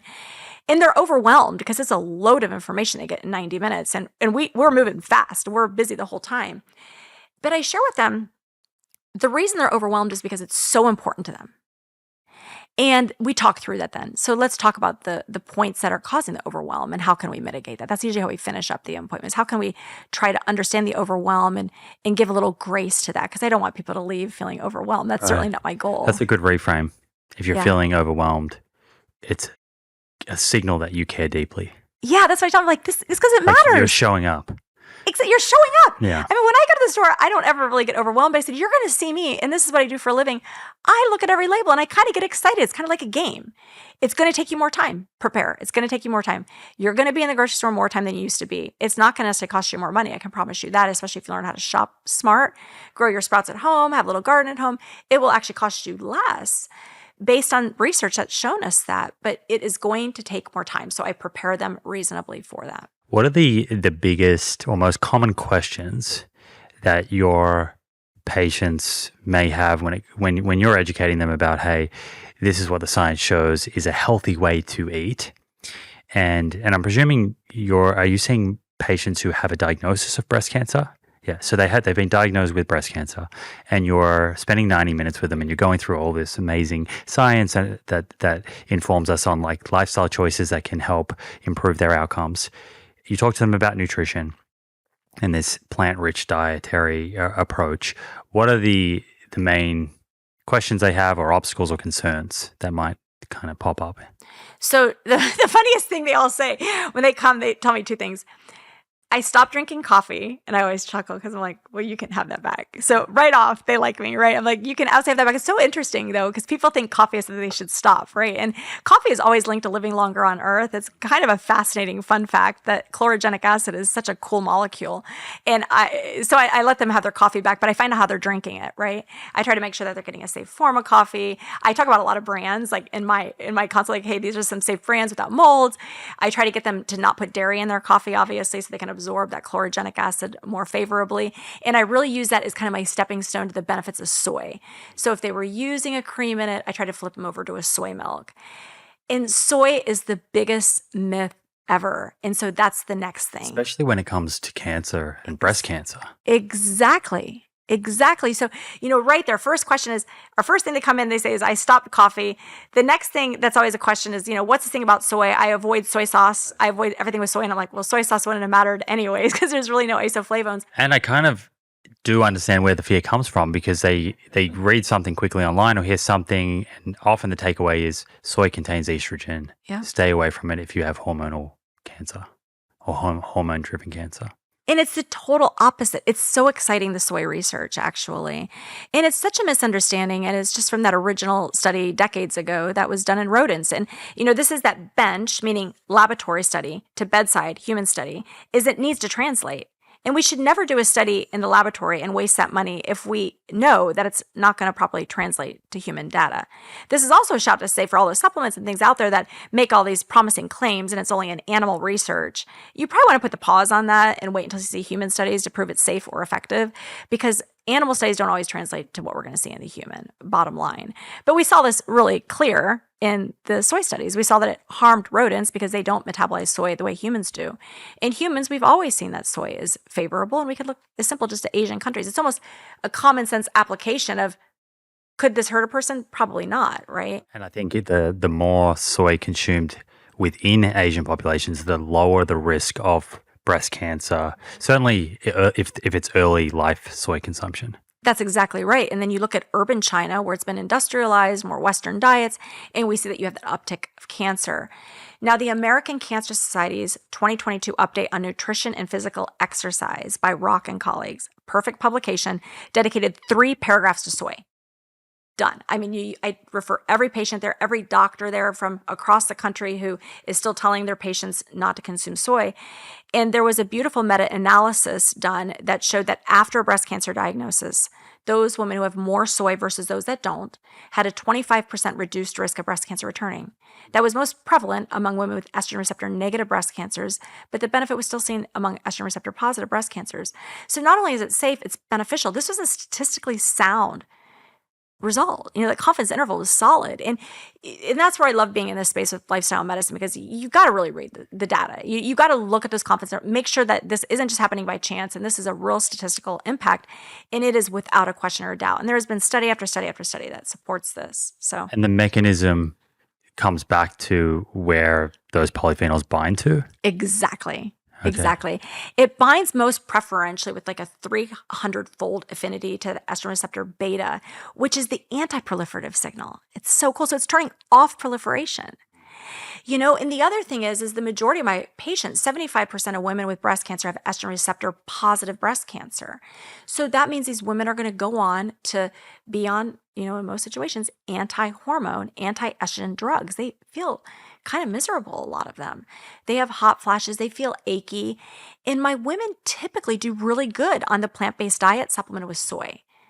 Neil Barnard's done cool research to show a half a cup of edamame a day reduces moderate to severe hot flashes by 88%, another study up to 92%. That's remarkable. And that is the first thing I use for my patients. Now, I have had colleagues say, well, Dawn, that's really not guideline-driven medicine, and it makes me want to go a little nuts when I hear that, right? That hasn't made its way into the guidelines yet. Exactly. And will it? I don't know if it will. You know why? Because it's very expensive to do this research. You cannot compare with pharma research that has, millions and millions of dollars worth of study funding to try to get a drug off on the market to show these things. And at the end of the day, it's not going to hurt my patients, so why would I not use it?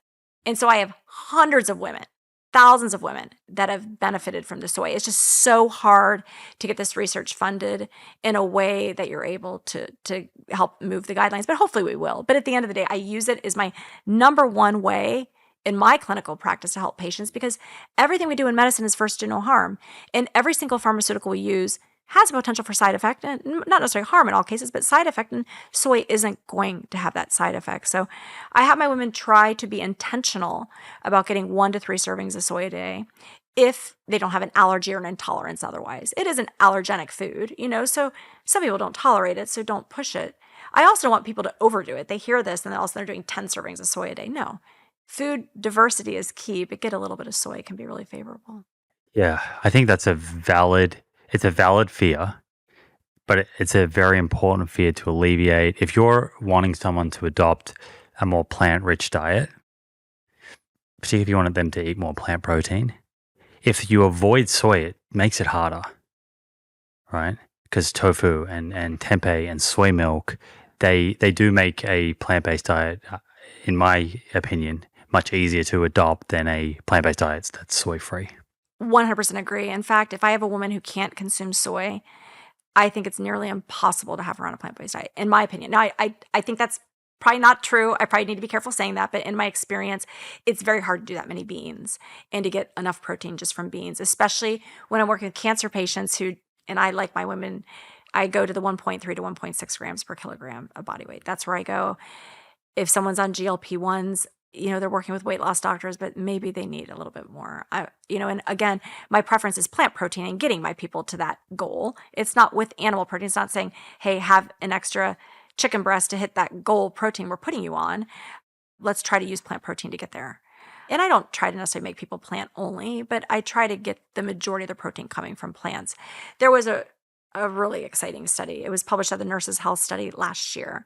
And 48,000 women answered the most important question: what is the path to healthy aging for physical health, cognitive health, emotion? Oh, you know what study I'm talking about. I mean, it's an amazing study, right? I didn't have Andrea Glenn on, but I think she was one of the authors. It was a great study. I mean, because it looked at the protein density. Exactly. I mean, plant protein won, and it overshadowed that of dairy or animal protein. Otherwise, this really answered an important question. Now, what I would say is it doesn't necessarily villainize. It doesn't mean that if you have a little bit of fermented dairy, it's going to make you unhealthy. It just means if you're asking the question, what is the healthiest protein source, plant protein wins. And this recent NHANES data that kind of went against the original 2014 Levine data with the insulin growth factor. It also, I know they were out there promoting that, hey, animal protein may protect you against cancer. I don't think that was a really good promotion of what that actual result showed us. It also showed that plant protein was a predominant source of protein that showed this healthy benefit. And we have millions of person years worth of research that's shown us this. Right. So that, for people that are not familiar with that Morgan Levine paper, that paper showed increased risk of cancer with high protein diets before the age of 65. Exactly. And then after age of 65, that disappeared. So off the back of that, there was this idea that you should eat low protein, maybe up to the age of 65, and then increase protein later in life. But you're now saying, and clearly with the recommendations you're giving your patients, that you don't want them to necessarily restrict protein, but you want them to focus on where the protein's coming from. That's exactly right. I think that that's how we need to approach this. And the cool thing with science is, I think sometimes we beat ourselves up, our ego takes a little hit when we were wrong, but that's what science is all about, is you form this hypothesis and you go after it, trying to prove it, and you keep going after the data so you can evolve and learn. And, life is dynamic and our science is dynamic, and we just have to continue to evolve that understanding. But at the end of the day, this is very easy. This should never be a conversation that's very complicated. It's just eat a healthy diet is something that we could really just ask what your great-grandmother would have told you, and she'll give you probably the right answer, right? Yeah. I think we make this a lot more complex than it needs to be, and I try to take my patients to that place of ease, but I still share the science with them. They really love hearing the science. They get excited about it. And I found that that's one of my little strengths in my patient communication, is showing them the original research and breaking it down on layman terms so they can understand why. Otherwise, it's very confusing when they hear from some experts have 100 to 130 grams of animal protein, which I actually think is harmful. I feel that not only is that not accurate advice, I feel that is harmful advice to recommend that a woman has that much protein, particularly with the breast cancer data we have, showing us that excess amount of animal protein can increase the risk of things like breast cancer. So if you were to double click on animal protein and risk of cancer or breast cancer, and let's say someone's deciding to shift towards more plant-based, so they're still going to eat some animal foods, which of the animal foods would you say sort of most associate with risk of cancer, and perhaps would be the ones that you'd want to first move out of the diet, and which of the animal foods would you say would be better to kind of include within that plant-rich dietary pattern? Yeah, I like that. So, I really rely on the American Institute for Cancer Research guidelines. These guidelines are both for cancer prevention as well as cancer survivorship. And they have one guideline in there that answers this question exactly. And it's avoid processed meat, limit red meat. So it's pretty straightforward. And so when it comes to red meat, when you cook it, really when you cook any meat, you heat up that creatinine in the meat, and it creates these heterocyclic amines, these polyaromatic hydrocarbons. These are carcinogenic compounds. It's harmful. You look at the heme iron in meat. You may have this concern with bioaccumulation of the products of what that animal is ingesting. That is not entirely clear in the science. So I want to be very honest about that. There's these other molecules, these inflammatory molecules within the meat itself, these new 4GC molecules. You can just go on and on. It's fascinating when you look at food science in terms of how that can drive tumorigenesis forward. And, basically what's happening is our genes are just like these active agents, and there are things that can turn them on that can help to reduce the risk of cancer occurring, and you can help to turn off, things that are making cancer occur. So you can make it happen either way, turning on tumor suppressor genes to protect the body, or turning on tumor promoter genes to cause cancer to occur. So I think it's a very, very important thing when it comes to red meat. So number one, I want my patients to avoid red meat. What does the American Institute for Cancer Research say is safe? They go as high as 12 ounces a week, which seems pretty high to me, but that's what they show. And I think that's interesting, right? If you're doing an overall pattern of getting enough vegetables and fruits and fiber and some sources of plant protein, having a little bit of animal protein isn't going to hurt you. The dose matters. That's often lost in these conversations. It's not going to hurt you. You need to take your bias out of it. And even though I enjoy whole food plant nutrition, that is my bias, and that makes me just as guilty as a carnivore promoting there's no science that tells me having a serving of beef a week or two is going to make your cancer come back. I think that objective analysis gets lost on both sides of the fence. It does. It can be lost on the extreme plant-based side, where it's like all animal protein is toxic and going to cause cancer at any dose, which obviously generates a lot of fear. And then you have the other side, which also interests me because I think there's an overlap with functional medicine where it seems like within these different kind of specialties or areas of medicine, they seem much more willing to promote red meat consumption. And I don't know if that's just something that I've observed in certain corners of functional medicine and isn't representative of the whole thing. Is that, I don't know, have you come across that? No, you're exactly right. I'm not sure why that is either. Functional medicine doctors usually don't overlap into lifestyle medicine. Beth Frades is one that does. She does both, and she is plant-based, so I like that she has that application for both. She'd be an interesting person for you to sit down and talk to hear what her stance is on that. But, at the end of the day, I guess what I would say in working with my patients is, ourselves included, they eventually find that as they get more and more comfortable and they enjoy the plant-based diet more, that they don't even desire the red meat. They get to that point where it's no longer something they even want. And if they do have it, they have like a bite or two of their partners and they'll just taste it, but they really don't want the whole thing. And if they do sit down to the whole thing, they're like, I just didn't even want it. I didn't even want to chew it. And so it's kind of cool to see that. Like, it's like this evolution where they just almost have this repel towards it. It's not something they desire quite as much. But I let women know if they're coming in and they really enjoy it and they love it, like how can they do it in a safe way? And so we really break it down where, okay, if you have this favorite recipe that's a beef stew, can you just put a few beef tips in it and put in more vegetables, put some beans to make up for the protein, and you'll still have that yummy flavor. And when you get that piece of meat, put it in your mouth, cut it in small little pieces and really savor it. Eat slow and just enjoy it. It's not going to hurt you. And that's what they do in the blue zones. Like less than 1% is coming from that animal source. So I just really meet the patient where they're at. And again, using that emotional intelligence of how likely is this woman going to go to a whole food plant-based diet? And does she really need to go to a whole food plant-based diet? No, let's just meet her where she's at, nudge her in the direction towards health and wellness. And what I usually find, I learned this from being a mom to a teenager. It's like this push-pull. If I'm like, let's just do this. Let's just start with breakfast. They'll come in and they will have mastered their diet the next day because they don't want to let me down. It's the cutest thing. And I'm like, oh my gosh, you did this all on your own. It's awesome to see that, And so I just don't put pressure on them. I let them kind of evolve. I model the behavior myself. When it comes to chicken, I think the chicken industry is a mess. I think it's just not a clean industry. I don't think we have the science on chicken nowadays. So I think we really can't rely on old science on chicken to answer this question. When it comes to the discussion with chicken for my patients' use, most of them have replaced the red meat with chicken and they're eating a ton of chicken, like 3 servings a day. I mean, the research on how many chickens we consume, I think the average American, this is crazy, consumes 95 pounds of chicken a year, the average American. That is a lot of chicken. It's like millions of pounds a year of chicken. It's too much. It's one of the leading sources of sodium in the American diet. People buy chicken. Well, not even that. People used to buy chicken and it would go bad like 2 days in the refrigerator. Now I think it lasts like a week or 10 days. It's because they inject all chicken with sodium, to preserve it. It's a preservative. I didn't know that. It's terrible what you and then the chickens now, even though if they're antibiotic free and all these, they genetically modify them so that they can be to full growth over such a short span of time so they can get out more chicken because people are eating so much of it. The demand is so high.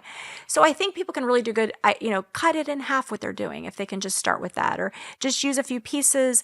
A lot of times patients will come in and it's always about swaps. My patient yesterday, the woman I shared with you, her lunch was a ham sandwich. That's not good. White bread and some ham. Yeah. I didn't ask her what bread. I said, let me know what you think of this. Do you like pita bread? She's like, yeah, I really like pita bread. I'm like, okay, I love pita bread because you can stuff a bunch of vegetables in that. And you knew that's what I was going to say, right? Do you like hummus? Well, I don't know. I think I had it once. I'm like, well, I want you to try it, So put some hummus because it's creamy. They like that. If they like cheese, kind of creamy, kind of fatty. Put some hummus on there, stuff it with some vegetables. And what if you put some chicken breasts on top? If I tell that woman who's doing a ham sandwich to go to beans, I'm going to lose her. But her face lit up like, oh, I thought you were telling me beans, but you're telling me chicken. I'm like, yep. Oh, tempeh. We're like, what's that? Yeah, you can't do that. Like, it's too big of a step, right? So I use these stepping stones turn over. And she was super excited about the sandwich, and so that's kind of what this is about. It's just making little moves in the right direction, adding some beans with the hummus in there that she can enjoy. Some avocado gives you that fatty, kind of consistency also. So it's just finding swaps that make sense for that particular person. Typically at lunchtime, I try to get them to do some sort of a longevity soup that's bean-based, or some sort of a grain bowl that's going to have beans in it or tofu in it, edamame in it, that kind of a thing. But for women on a standard American diet, you can't push them over quickly. I remember when I was changing my diet 10 years ago, and I was a big meat eater. I've heard you say that. Like big. Well, really? And red meat was my go-to. So I lived in Australia, like lamb and lamb chops, all cuts of steak. I was the guy, like when I was going out for dinner with my friends, I'd organize the restaurant, always a steakhouse. And I'd order the biggest steak that I could get. And I remember going through this because I thought there's no way I can make these changes. And one of the first things I actually did, and I kind of forgot this memory, was I used to make like a spaghetti bolognese. And I remember swapping out like half of the minced meat, the beef, with my brother gave me a recipe. It was like, I think it was lentils and like tempeh kind of crumbled up. Ooh, yeah. Because when I first kind of bought tempeh and brought it home, I had no idea what to do with it. That's so cute. And so like my strategy was, how can I just kind of like get this into this meal without really even knowing it's there? and then slowly over time, I guess, my palate kind of adjusted, and I just graduated slowly. Yeah. Before I knew it, I was having that spaghetti bolognese without any beef mince. You feel better? I feel way better. Oh, I love that. Yeah. Oh. Yeah. I mean, it didn't take long for me to kind of feel energetically better. And I think for me, it was getting through. I had doubt. Could I do this? Because all I knew was this way of eating that I had been accustomed to for 29 years. And also I had all of the conditioning from society and the environment that I was in, which kind of told me that this was going to be impossible. So I felt the change in energy pretty quickly, and then it was a cool experience to go from doubt to, I can do this, and I can do it well, and I can feel great, and it's like a win-win. I'm going to feel great now, and I get all these other huge benefits. I agree. And it's really exciting to see that with the patients too. They come in, they're just so excited. And some of these miracle stories that I've seen among women, the amount of weight loss has just been profound with the plant-based diet. And, I really do also have them cut back on oil, really try to omit it if they're trying to lose weight. If they need to gain weight, I use the high polyphenol extra virgin olive oil, but most of my women need to lose weight. And, overweight, obesity, about 70% of breast cancer patients, it's just like the same statistic for the American population. 74% of the American population, about 70% of breast cancer survivors are overweight or obese, and that carries along not as good of a cancer outcome. What is it about excess adiposity or fat that's increasing risk of cancer? Right. So, number one, inflammation. So the body fat is just such a source of inflammation. Number two, it is estrogen producing. So you make estrogen in your body fat. And for breast cancer, that's not something that we want to do, especially in that 75% that are estrogen receptor positive. And then you have insulin. Insulin is linked to growth factors. And the more fat you have, the less metabolically sound you are, which, when it comes to metabolic health, 93% of Americans are not metabolically healthy. That's the estimate. That's terrifying, right? And so we know a big component of that has to do with that fat and that insulin linked to so many different poor processes that I don't even think we've paid as much attention to as we really need to. And so, Simon, with the plant-based diet, I really lean in hard on glucose optimization with a plant-based diet. And sometimes I struggle, and some of my women that really want to be like these diehard whole food plant only, myself included, and their sugars are going up higher than I need them to be. And so I use a lot of continuous glucose monitoring in my patients. I really love that. I think it's the way to individualize nutrition. But this insulin, metabolic health is a critical thing that needs to be paid attention to. How do you manage that? Because that was going to be my question. I think when a lot of people hear about insulin, and now that you framed it as a kind of a risk factor for cancer, they think, well, that is an argument for a low carbohydrate diet. So how are you managing this plant-based nutrition approach, which tends to not be low carb? I guess it could be, but what are you seeing with your patients? And I guess practically, what's it looking like? I appreciate on an individual basis, it's probably a little different, but what are the kind of patterns and trends that you tend to see? Well, and this is where it's so cool because I can go individual with my patient when they do this, right? And everyone responds differently. So number 1 and 2 that you have to pay attention to when you're doing the glucose monitor, though, is what is your level of stress at the time you're doing it? And how much did you sleep the night before? Because if your sugars are off, I want my patients always to ask those 2 questions as they're noticing that their day is kind of like a total mess. Because sometimes that is a trigger. It has nothing to do with your eating. It's your massive amount of stress and the fact you're not sleeping. Those can push over even a pretty well-aligned meal. But when you're aligning that plant-based meal, most of them have high levels of fiber, and that fiber is going to slow down that glucose response, usually very favorably. And then you always want to have some protein and some fat in it. So, for example, I had breakfast this morning with oatmeal. I mean, I pretty much love to have oatmeal in the morning with berries and soy milk. And usually I have flaxseed in it, but I didn't have flaxseed because I'm here traveling. And so I thought for sure my glucose would go up. It didn't. It stayed right about 82, which is fascinating because I do spike on some foods. I have been one of those that I'm a little bit sensitive to some foods on my plant-based diet, and I've had to bring those foods, more to a minimal consumption. So I have my patients do that. The majority of them do great with oats, especially the sprouted oats. I find they do much better with the sprouted oats than traditional old-fashioned oats, and definitely instant oats. I don't have them do that. If they spike even with the sprouted oats, I'll have them do more steel-cut oats. And, I'll have them make sure they're getting enough protein from some soy milk, from some soy nuts, and then adding in berries. Berries usually are really favorable, I find. I don't have them add maple syrup or anything like that. Are they keeping some type of diary? Because I imagine, like, let's say, for example, I eat a bowl of oats this morning with some berries and some other things, and I do notice that my blood glucose goes high. Like you said earlier, like sleep and stress could be influencing that. So is it you're wanting me to repeat that meal over multiple occasions to see, like, was that a one-off? Yeah. Or is it kind of predictable? That's exactly right. So I want them to take a diary and write that down. So if they did their oatmeal and they went up to, say, 185, and let's keep this real, it's natural to bump. Like if you eat food, that is your body's response. Your sugar goes up, your insulin follows it, and it comes back down. But how high does it go up? I never want them going over 180. And so what I ask them with their continuous glucose monitor is that the goal in the beginning, I have them try to keep 90% of the time between 70 and 140, their blood sugar averages. You're going to possibly go up and beyond that. And over time, we can play around with that, but let's not stress out in the beginning. As they master that and they get, close to that 90% perfect, 70 to 140, I'll move them 70 to 120 and see how they do there. We don't really have the science yet to know, does that matter? Do those spikes matter? But intuitively, it makes sense. It does to me. And I'm dealing with a complex patient population. And the majority of my patients have very advanced cancers and metastatic cancer. And so I don't know, I don't have the time or luxury to wait for that study and that science to come, but we know insulin isn't good when it comes to cancer. We know that having uncontrolled sugars aren't.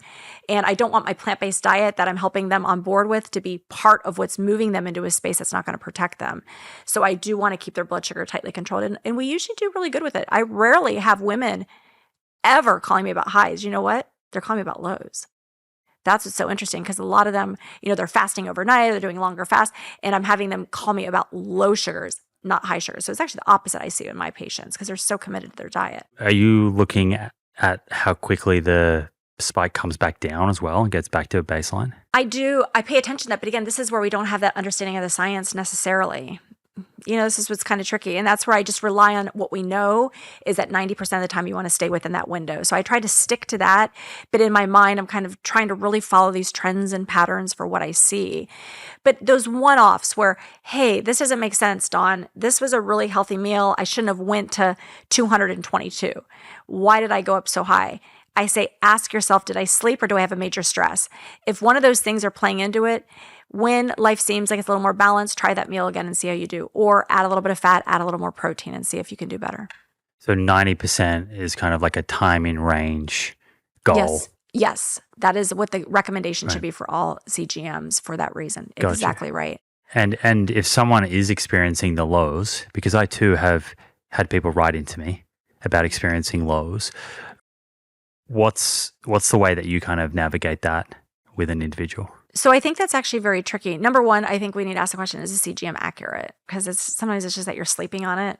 And so that is my one thought. Is it accurate? And usually when they're low, they're just like barely, they're like 59.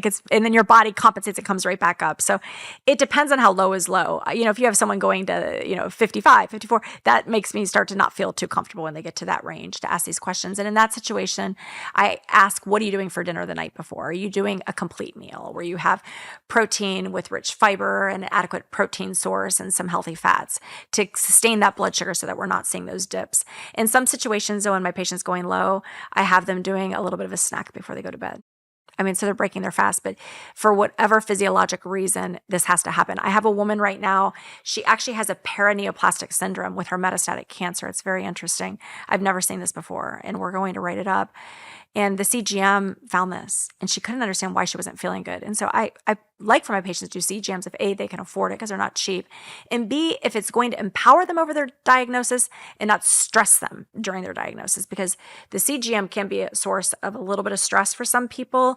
And I share my own personal experience with CGM, how mine have been kind of a little bit crazy at times, and that gives them comfort. When we share our own vulnerability with people, we're all people, we're all humans, and so that dialogue back and forth helps them. And I have the opportunity to help support them with various contact points. But I have her who has this what's called a paraneoplastic syndrome. It's the cancer's creating a secondary syndrome of kind of disturbance in her body. And what it's doing is it's releasing more insulin out of her pancreas. And she's dropping extremely low at night, like into the 40s. It's crazy. It was such a cool finding.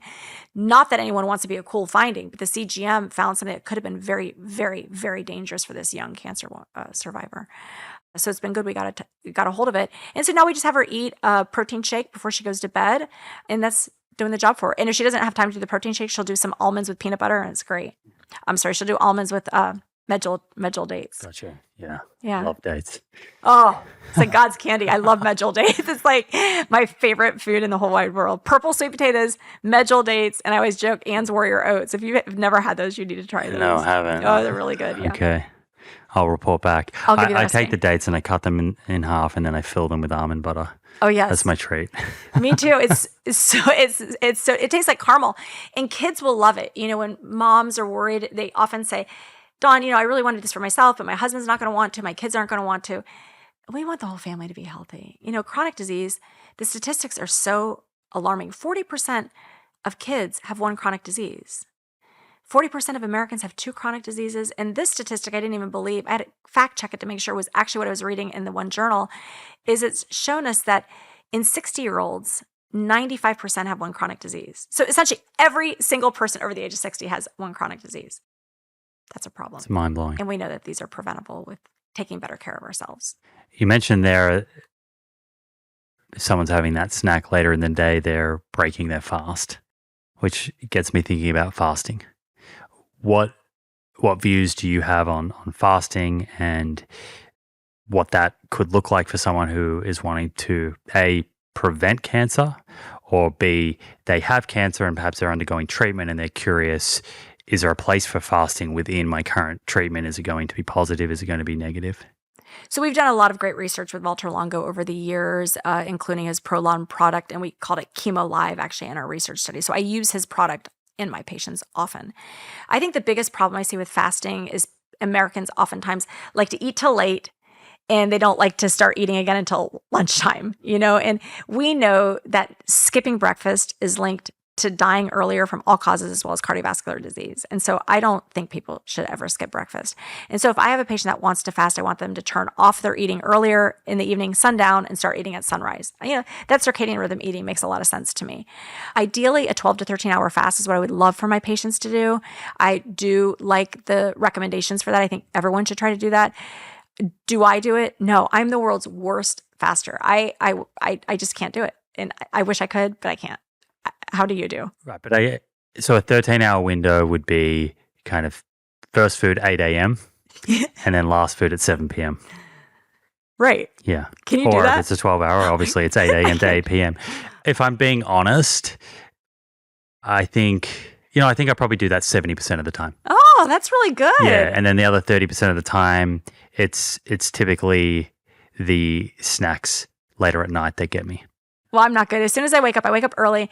I have to have coffee with soy milk, and I usually have to have like 2 dates with it. So as soon as I wake up, it's just like happy. It's like happy to me. And this is how I justify it. If I live 3 less months on earth because I'm not fasting, it's okay. I love that coffee and dates, and I believe that joy counts for something. But this is something that really comes into play. So what I do like to offer patients, and this is actually what I do when I'm trying to get that 13-hour fast or 12-hour fast, is I use the Prolon fast bar. I love that. And I'll use that as my little bridge to get me to that 13-hour window. So I think that could be nice. So for me personally, and for my patients also that struggle with that 12-hour fast just because of how their schedules are, I love the Prolon fasting mimicking diet. The 5-day fasting mimicking diet is amazing. So I try to do that every 3 to 4 months. Have you tried that? Have you done that? I haven't done it, but I think I understand it. So you can kind of buy the meal program, and it's like 500 or 550 calories a day. Is that right? It ranges. So it starts around like 800 and higher 800, 900 calories, and then it goes down as you go through your 5 days. And the idea is to mimic fasting, but you're at least getting some nutrition, like essential nutrients and calories, which makes the process a little easier to adhere to. 100%. So much easier to adhere to if you're working and you need to kind of have some cognitive clarity. Although a lot of people feel great with fasting, those first few days of starting can be a little rough for some people. My challenge with fasting personally is running. And the last time I just did a Prolon fast, I kind of messed it up because I had a long run going into it, and then I was just like, it just felt so hard. And then the runs were hard. So it's hard if you're running. That's not a time to be doing long distance running or intense physical activity. You kind of want to wind down for that 5 days. Do some yoga, Pilates, that sort of thing. What would you say to someone who is hearing this and thinks, isn't that a lot of processed food? The Prolon? Yeah. I think he's done a really nice job. So it's processed, but it's not ultra processed. So it's whole food ingredients. So that's how I really have folks look at the ingredient list is, hey, do you recognize these ingredients? Are these items that you could otherwise bring into your home and make the food yourself? And that the answer to that is yes. Everything on his is yes. Now, I know some people were a little bit critical because it wasn't organic and those things, that I know he's evolved to have that as an option too. It makes it more expensive. And so in an effort to kind of make the masses happy, I think they did a good thing, because I don't feel that not having that 5 days of being organic is necessarily a major problem for some of my women. I'd rather it be a less expensive price point so they can afford it, so they can use it. I also use Prolon with chemotherapy. So when my patients are on some of the really what's called cytotoxic chemotherapies, the ones that really make the bone marrow suppressed and their immune systems go really low, sometimes those are reasons we have to cut back on the chemotherapy dosing or even hold the chemotherapy altogether. And research has shown us that fasting can actually reduce that, a 72-hour fast. Now, we also know that fasting can help people to feel better during chemo. And it's really cool, like talk about super cool physiology. So what happens is the healthy cells, our body knows what to do with fasting. They kind of get out of the way, they go to sleep. The cancer cells kind of get irritated. Now, this isn't all cancers. This is known in breast cancer, but if you have cancer and you're interested in fasting, you need to talk to your oncologist, because certain cancers may not do as good with fasting as breast cancer does, for example. But during chemo, what happens is those cancer cells get irritated, and then the chemo can go after those cancer cells a little bit better. So I do a 72-hour fast with that Prolon 1 day. They do it 2 days before chemo, the day of chemo. So cool. These kits are packaged so cute. They kind of feel like, they're being tucked in and squared away. So it has been such an amazing solution for my patients. And that's mostly for patients who are overweight or obese and they have a goal of weight loss? No, during chemo, I never try to have my women lose weight. I just don't want them to gain weight. That's my kind of mission is let's not gain weight during treatment. We'll focus on weight loss after. Most of them do lose weight because they're just eating healthier. But any woman, the only women that I do not do the fasting with during chemo are women that are expressing some distress over the concept of the idea, of course. And number 2, if they're underweight. Okay. And just to be clear, how frequently would they do that 5-day fasting? Oh, so with chemo, it's just a 3-day fast. 3-day fast. Just a 3-day fast with chemo is what it would be. And then that 5-day fast. But that's with some food. Yep, with some food. That's like a tailored program.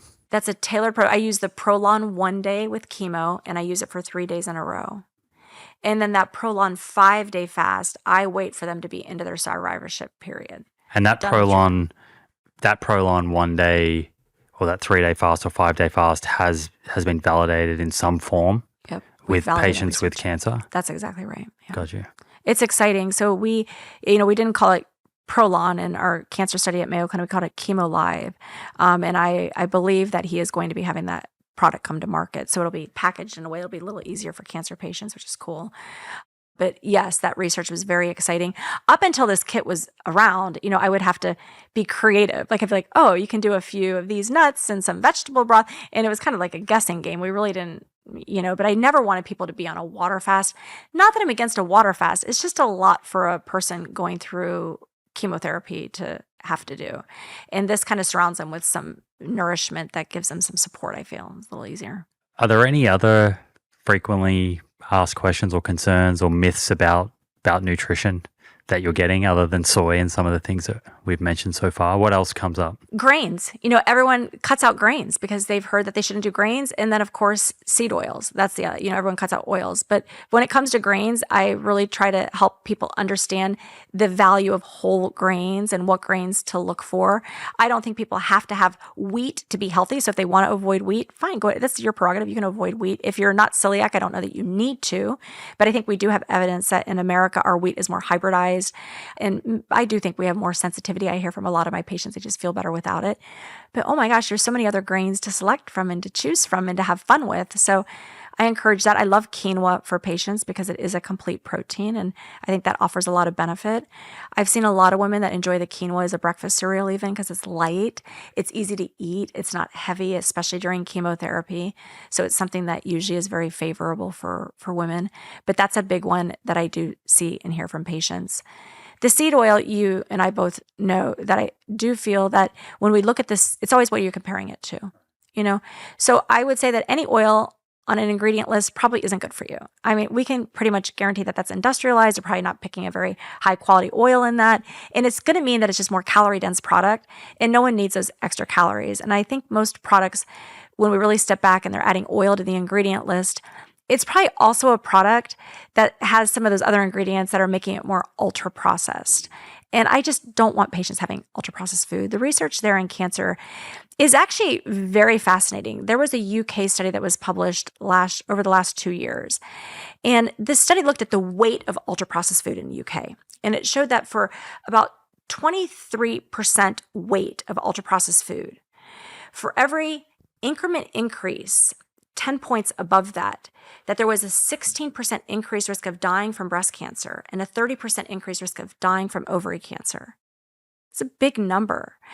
So we know that ultra-processed foods are terribly bad for you, but when you start to look at these numbers that are just like really challenging to comprehend. And I'm assuming that that's after they adjust for the effect on body weight. It was, yes, exactly. It was completely controlled for body weight, physical activity, and everything. It was startling.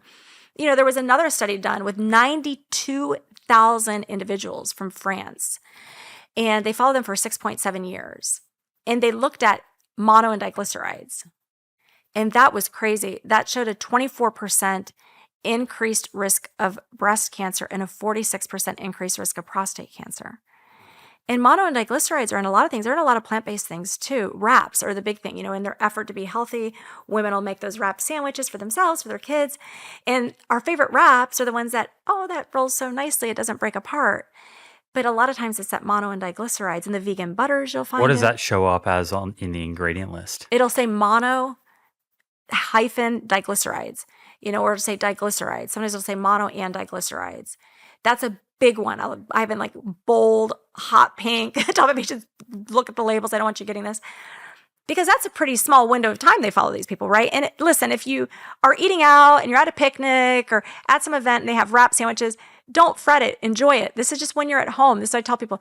Let's not worry about what we're doing when we're away from the home. Do your best. Try to have the healthy choice when you have it as an option, but be responsible when you're at home. It kind of opens up your opportunity not to worry when you're traveling. And there's a fine line between health optimization and kind of increasing your risk of developing anxiety over all of this.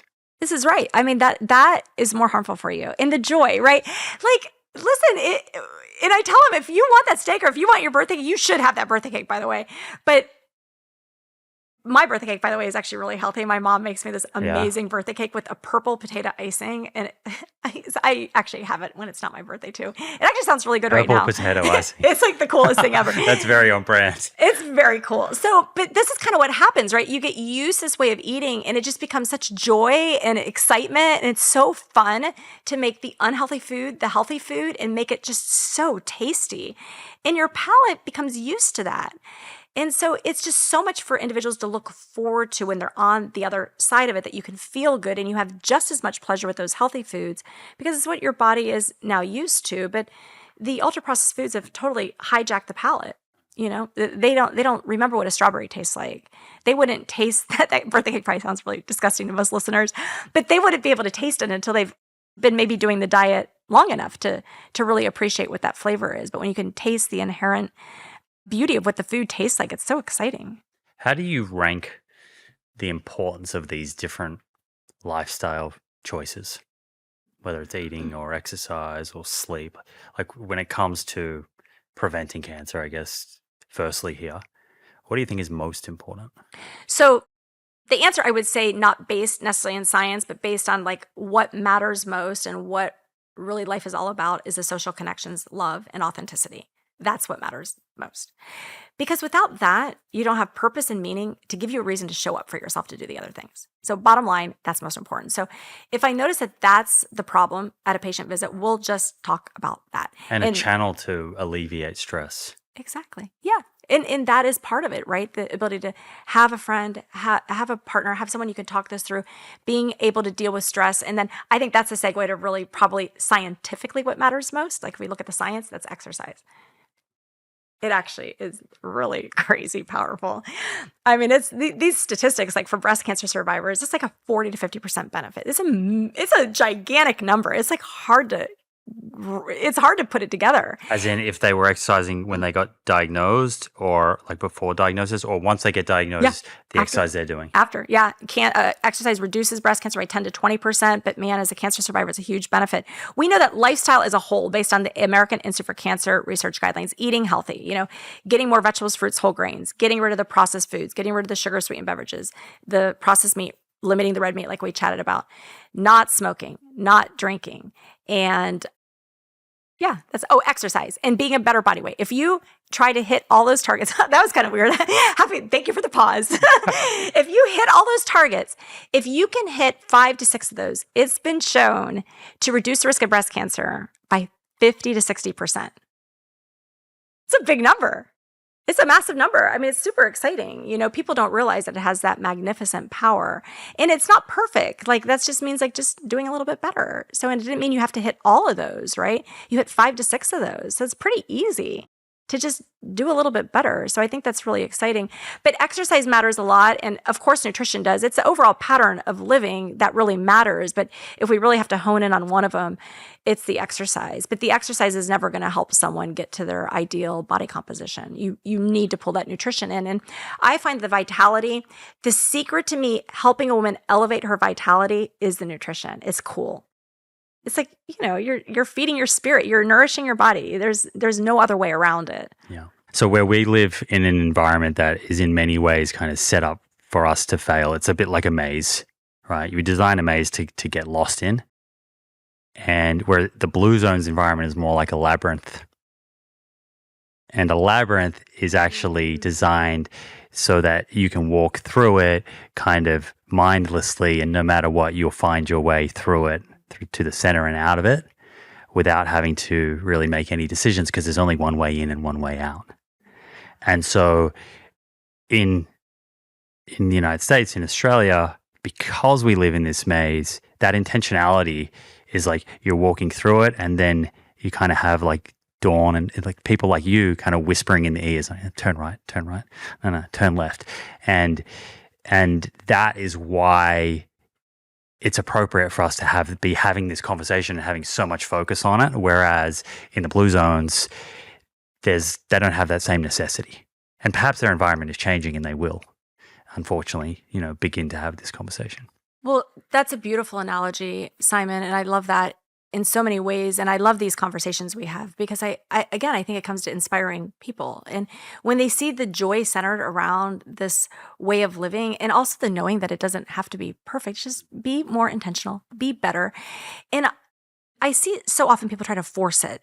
When you force it, there's that perceived resistance because you're going kind of against it. It's like if you're swimming in the ocean against the current, you probably would be better to shift directions. It's going to be a little bit easier. And it comes to force versus power. And it's kind of like through that labyrinth, right? You eventually feel the power, the momentum, it builds and it gets easier and it becomes fun, and then you develop the strength during it. And that's where I see my patients is they discover their power to have autonomy over their disease with these lifestyle choices and forgiveness and understanding that, hey, it's okay if I have these little hiccups and I'll get back on track. You mentioned GLP-1 receptor agonists before, and obviously they've really hit the mainstream over the last few years, and I've seen various opinions around like what is the effect that GLP-1 receptor agonists might have, firstly on preventing cancer. We've spoken that being overweight and obese certainly is a risk factor for cancer. Do you have any kind of views now based on data or speculation around how the kind of introduction of these drugs is going to affect cancer risk?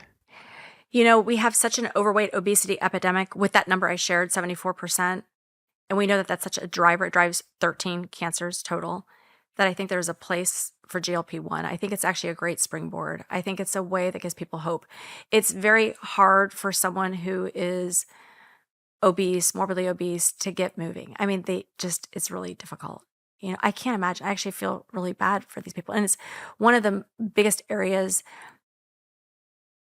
of like racism. Yeah. I mean, there's a lot of negativity put out towards these people that don't have as much positive opportunities. So it's hard for them to get started in any programming. So I believe in GLP-1s. I think that we need to be very cautious. I think we overdose people. We go too high in the dosing. And my problem with GLP-1s is it makes people in some situations when they get the doses too high, they no longer enjoy food. It's like anhedonia with food.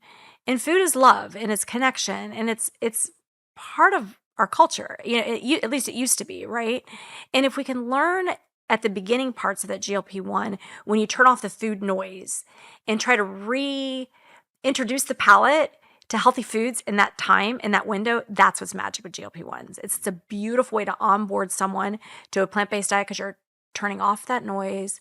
They don't have that palate that's so much like in lust for this fake food, and you can start introducing them to the healthy food and kind of the psychology and the joy and the empowerment about it. And they're excited because they're losing weight. So they start to feel good about themselves. So it's such a beautiful moment of opportunity. I do like it, but I think we need to be careful of the dosing because the other thing that I've seen, and I know some weight loss doctors don't necessarily agree with this, but I don't know that they always see this in the patients like I get to see it, is not only do these patients have anhedonia or lack of joy around food, but they develop that around life itself. And they become very flat affect. And I definitely don't like that. So because the drug is acting on the area of the brain that's responsible for like all reward. Joy, reward. Yeah. And I think we need to be very careful of that. So, it's a peptide. I think keeping it lower dosing, it lowers inflammation. So I think there's some great properties to it at those lower doses. But if we overshoot it, I think we need to be very cautious. What happens to joy? What happens to ambition, drive? Exactly. And so that's where I just hope that we're careful. Of course, when people are on GLP-1s, and when you lose weight, period, you lose muscle mass. So, and I see oftentimes the GLP-1 prescribers telling patients to get this 100 to 130 grams of protein from animal sources because it's more, there's less calories in it. If you look at per calorie, the gram of protein. And I understand that reasoning, but if you can still introduce people to plant-based proteins in the process of that, I think it's critical. But the need for increased protein is appropriate, but you must set them up with exercise training. They must lift weights. You can eat protein all day long and you may help to offset a little bit of the muscle breakdown, but you cannot do that without building muscle. And it makes me, I feel like just so get in the gym. Anyone getting a GLP-1 should be held accountable. Like they should have to show their gym log in order for them to get their next prescription. That's what I would say. We need to do this medicine responsibly, or we will never get people off this medicine safely, because metabolically you are destroying your patient. If you are having them or allowing them to lose weight, but they're losing muscle along the way, when it comes time to get off that medicine, that person's not going to be able to eat any food. Is the current idea among doctors that the goal is to get them off the medicine, or is the current idea that once you start a GLP-1 receptor agonist, if providing you with the right candidate for it, that's a lifetime decision? I think that's an interesting question. I don't know that we have that answer. I think each provider is different. I think the person that matters most in that equation is the patient, and I've never met a patient that wants to stay on that forever, and nor can we afford to. I mean, and nor do we know the safety data of that. Right? So I think everything in medicine, sometimes we see this reduction in risk. It's like a J-shaped curve, right? But do you enter this point where all of a sudden you start to have an increased risk? We don't know any of this yet. I don't think we have enough long-term data with this many people to show this who aren't diabetic necessarily, because it's not like we're putting diabetics on this. We used to have diabetics on it. That made sense. But these are non-diabetics with overweight, obesity that we're putting on it, including kids. Yeah. I think the people I've heard who are advocates for staying on it for a prolonged period of time, if they were here, I suspect the argument they would make is, yes, there are risks, but there's more risks if that person is obese for the next 30 years. And I actually do agree with that statement. So I would agree with that. I think that the overweight obesity is a bigger risk. But what I would say is the goal in this equation is to help introduce them to healthy lifestyle changes so they can lose the weight and then maintain the weight once they get off. And equipping them with maintaining muscle mass is critical so that when they are able, or if they're able to get off the medication, then they have more of a metabolic rate that's been sustained, it's been maintained. So when they get off the medicine, they all of a sudden don't have this metabolic rate that plummeted because they lost all the muscle along the way, and they have to eat less than they did even in the very beginning, which would be kind of cruel, I think. And I don't know one patient that sets out to lose weight on a GLP-1 that really wants to stay on that for the rest of their life. Everyone wants to be healthy, and no one wants to be in that predicament. So I think it's interesting to hear that. And it comes back to your integrative lifestyle kind of approach. And I do think, again, if you were to ask people, they would be like, yeah, I want to lose weight, but I want to be vital. I want to feel strong. I don't want to be frail in 20 years. Exactly.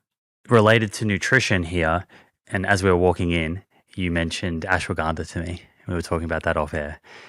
What's your view on nutrients of focus? If there are any specific nutrients that firstly you think are important that people, particularly those who are going through cancer treatment, make sure they have dialed in through diet and or supplementation? Yes. So with supplements during chemo, it's something you really need to talk to your medical team. There's actually been research that showed that cancer patients during chemo on supplements don't do as well. That research actually wasn't as well, it wasn't as high of quality data as I would like to seen it. But we need to make sure we are treating nutrient gaps during chemotherapy, particularly vitamin D. And there was just a vitamin D study with breast cancer patients showing that 2,000 international units given to breast cancer patients before starting chemotherapy improved outcomes. Makes sense, right? I find 2,000 IU. Just 2,000 IU. I think we should be more precise about that recommendation and check levels, because that's actually what matters most. Vitamin D is really not it's more of a hormone, and so we should really check it. And so, our micronutrient insufficiency with dietary intake is quite prevalent. We know about 95% of Americans just aren't getting enough of something. And, it's like 95% of vitamin D, of course, that makes sense because you really don't get it in food per se. It's more from the sun. But most people are at a lower level than I feel they need to be to actually thrive. So in my patient population, I do try to keep my patients around that 40 nanograms per milliliter. And actually, when they're on aromatase inhibitors, I bring them higher. I find that if I can get them to a higher range, around 50, it helps to mitigate those aches and pains that they experience on those aromatase inhibitors. It's very interesting. And even if I can get them close to 55, I don't like to go higher than that. As you go too high in vitamin D, you start to run the risk of maybe making calcium levels a little bit higher, maybe kidney stones and those sort of things. So you want to be careful. But I like my patients in that 40 to 55 window. Colorectal cancer, same thing, that 40 nanograms per milliliter has been shown to improve outcomes. American Institute for Cancer Research has shown vitamin D with breast cancer patients improve outcomes. So vitamin D is important. It's underchecked too often. So ask your doctor to check a vitamin D, make sure your levels are corrected. And it's an easy correction. For every 1,000 IUs you take, you increase a person about 7 to 10 points in their vitamin D level in their blood. So it's easy. So you can put some science to, okay, your blood test came in at 35. I want to get you closer to 50, 55. You take 2,000. So it's an easy thing for you to do. The next thing is magnesium and actually vitamin C. We see about 50% of people have deficiencies there. And so magnesium, every single one of my patients is on magnesium. I have them take it at nighttime. I did a study about 10 years ago on hot flashes with magnesium glycinate. So I see a lot of benefit there. So mag glycinate is the one that you recommend? I use that at nighttime. I think it offers nice relaxation. I feel magnesium malate has really nice absorption. Magnesium threonate for the brain. I've had some women that have some brain fog, so I'll flip them over to magnesium threonate, and they actually report that they feel like they have a little bit of cognitive clearing. I think that's interesting. I don't know that the science is clear-cut enough, but man, we know that vitamin D deficiency does contribute to dementia. So having vitamin D deficiency optimized, when it comes to magnesium, it's the same thing when it comes to brain health. What kind of dose on the magnesium usually? So with magnesium, I have people do 400 milligrams at nighttime. When they go to bed is about the range, give or take a little bit, but about 400 milligrams. I like the powders at nighttime for magnesium. I just think it's easier for absorption. And if a woman is constipated at baseline, I'll just have her do magnesium citrate at nighttime. That's fine too. I've had women switch to magnesium glycinate and they say, oh, this constipated me. It's just because the magnesium citrate was helping them be more regular. So I think that either one would be sufficient there. If someone's plant-based, and when it comes to omega-3 levels, we know that about over 60% of quote unquote vegans actually have an omega-3 deficiency. That's a major concern of mine. So in an effort for someone to try to be healthier, if they're creating a bigger problem in the process of doing that, we've failed them, So I have my patients take algae omega. I think that also helps them mitigate some of those aches and pains. Even in some of my vegan patients, or I don't like that word, but that whole food plant-based population, if they say, well, I'm doing walnuts, I'm doing a tablespoon of flaxseed a day, and they're getting adequate alpha-linolenic acid, which was originally thought to convert to DHA, postmenopausal women in estrogen deprivation are not effective at converting that to DHA, which is very interesting. Why would we take a chance? Again, it's first do no harm. Let's not take a chance. Let's just take some algae omega. So I have my patients on that algae omega 2 a day. It was literally 2 days ago. A new study came out, and it's an Adventist paper, AHS2. And I had Gary Fraser on the show a while ago, and he told me this study was coming out. And it speaks to exactly what you're saying. So they tested with Bill Harris, who's like the omega-3 DHA EPA omega-3 index guy. And they tested omega-3 index in vegans, vegetarians, pescatarians, and omnivores within the AHS2 cohort, which is a health-seeking kind of cohort. So if there was ever a vegan population who would have a high omega-3 index from doing lots of flax and lots of chia and all this sort of stuff, that's the population where you would expect to kind of see that. And the vegans' omega-3 index was 3 point something %, which is very low. Yeah, it's very low. Wow. So it's the optimal's kind of 8 to 12%, at least according to observational research looking at omega-3 index and mortality and cardiovascular disease. Now, they don't have enough subjects in that cohort, say vegans who take omega-3 supplements and don't, to track them in the long term and look at the outcomes, which would be like the most interesting question. So it's at the moment, it's just an assumption that the vegans in this group have low omega-3 index, and based on the rest of the data, that's probably not ideal. So perhaps they should be supplementing with an algae, DHA, and EPA. That said, not to concern people too much, the vegans in that study still do amazingly well from a total mortality and a cardiovascular disease point of view. They have great health outcomes, but it might be that they do even better with the DHA and the EPA. It'd be so cool. And I think the newer studies, it's so much easier now with some of the AI technology to get all those dietary logs in regularly. There's food recognitions, because vegan is a tough word. Because someone's vegan, and especially if it is more for religious preference, it doesn't mean they're always doing whole foods. And so a lot of those ultra processed foods kind of weave their way in. I did a talk at Loma Linda, and it was really fun to be there, but it was also exciting to hear from them, for them to share that some of their dietary patterns aren't as healthy as they used to be, that they have resourced more to the vegan diet to avoid the animal products, but more of the fast-paced vegan foods that are more ultra-processed. So I wonder if that's part of it too, where they're not getting as much walnuts or not getting as much flaxseed as they once did. So fascinating. I can't wait to read that study. But we need to be mindful of it because in our effort to be healthy, we don't want to miss the opportunity. I always have my patients doing 1 tablespoon of flaxseed a day. And I like for women, if they're going to have a nut, to try to prioritize walnuts. That would be my favorite nut if they're going to have nuts, if possible. And I like seeds for them too, of course. And of course, if someone's vegan, you need to supplement B12. Your food, you can do nutritional yeast and all these things, but it's hard to calculate that. So I want people to get B12. And I think what I would say in my experience with my patients, I see a lot of zinc deficiencies, selenium deficiencies, et cetera, is just take a comprehensive multivitamin, add the algae omega to it. And then, if there's a few other things like the magnesium at nighttime can support that. That's typically what I'm doing for my patients in terms of just basic vitamins. And you and I are on the IM8 Scientific Advisory Board, and they have essentially a comprehensive kind of multivitamin, multi-nutrient style product is one of their products. What's your involvement with IM8 been like, and how would you recommend people kind of make a decision on a good multivitamin? Right now we're in this era. I mean, the wellness market is just skyrocketing. So there's so many claims out there that this product helps, that product helps. It gets to be very confusing for the consumer. We know that Amazon now has 50% counterfeits that are sold online that are actually causing harm.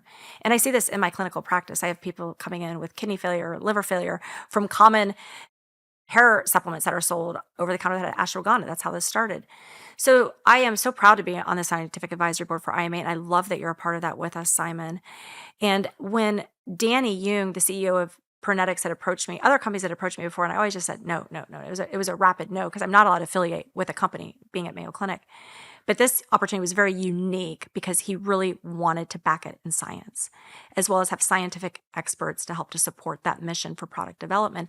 And to be able to be the voice at the table was super exciting because this was kind of what my foundation started as way back in undergrad. And something I was so passionate about was healthy aging, longevity, and vitality. And so I brought IM8 onto Mayo Clinic Ventures to help do some of the research for IM8 as well as ongoing product development. So it's really exciting to be able to do this research. We'll be doing a randomized controlled study here. We're waiting on the version 2 to do this study. And so it's a huge shout out to humans, Danny. I should say. Humans. Because, you made the point earlier that, look, I'll go as far as saying that supplement industry is full of cowboys. It is. Like the way it is regulated, or the lack of regulation, is really mind-blowing. It's harmful. I mean, it is hurting people. And I see this in my patient population, or it's taking advantage of people, with these false claims. So it feels so good to have a company out there that is really backing the science. And so we have a very sophisticated study that will be checking advanced laboratory studies, as well as walking tests with VO2 equivalents, waist circumference, and extensive questionnaires among healthcare workers. It'll be 100 patients, actually healthcare workers, randomized controlled study. So going to be super excited to get this data back and to be able to share this with you. Also, I have a pilot that's being done through P4ML as part of that Dubai Multiomics, that large, massive study.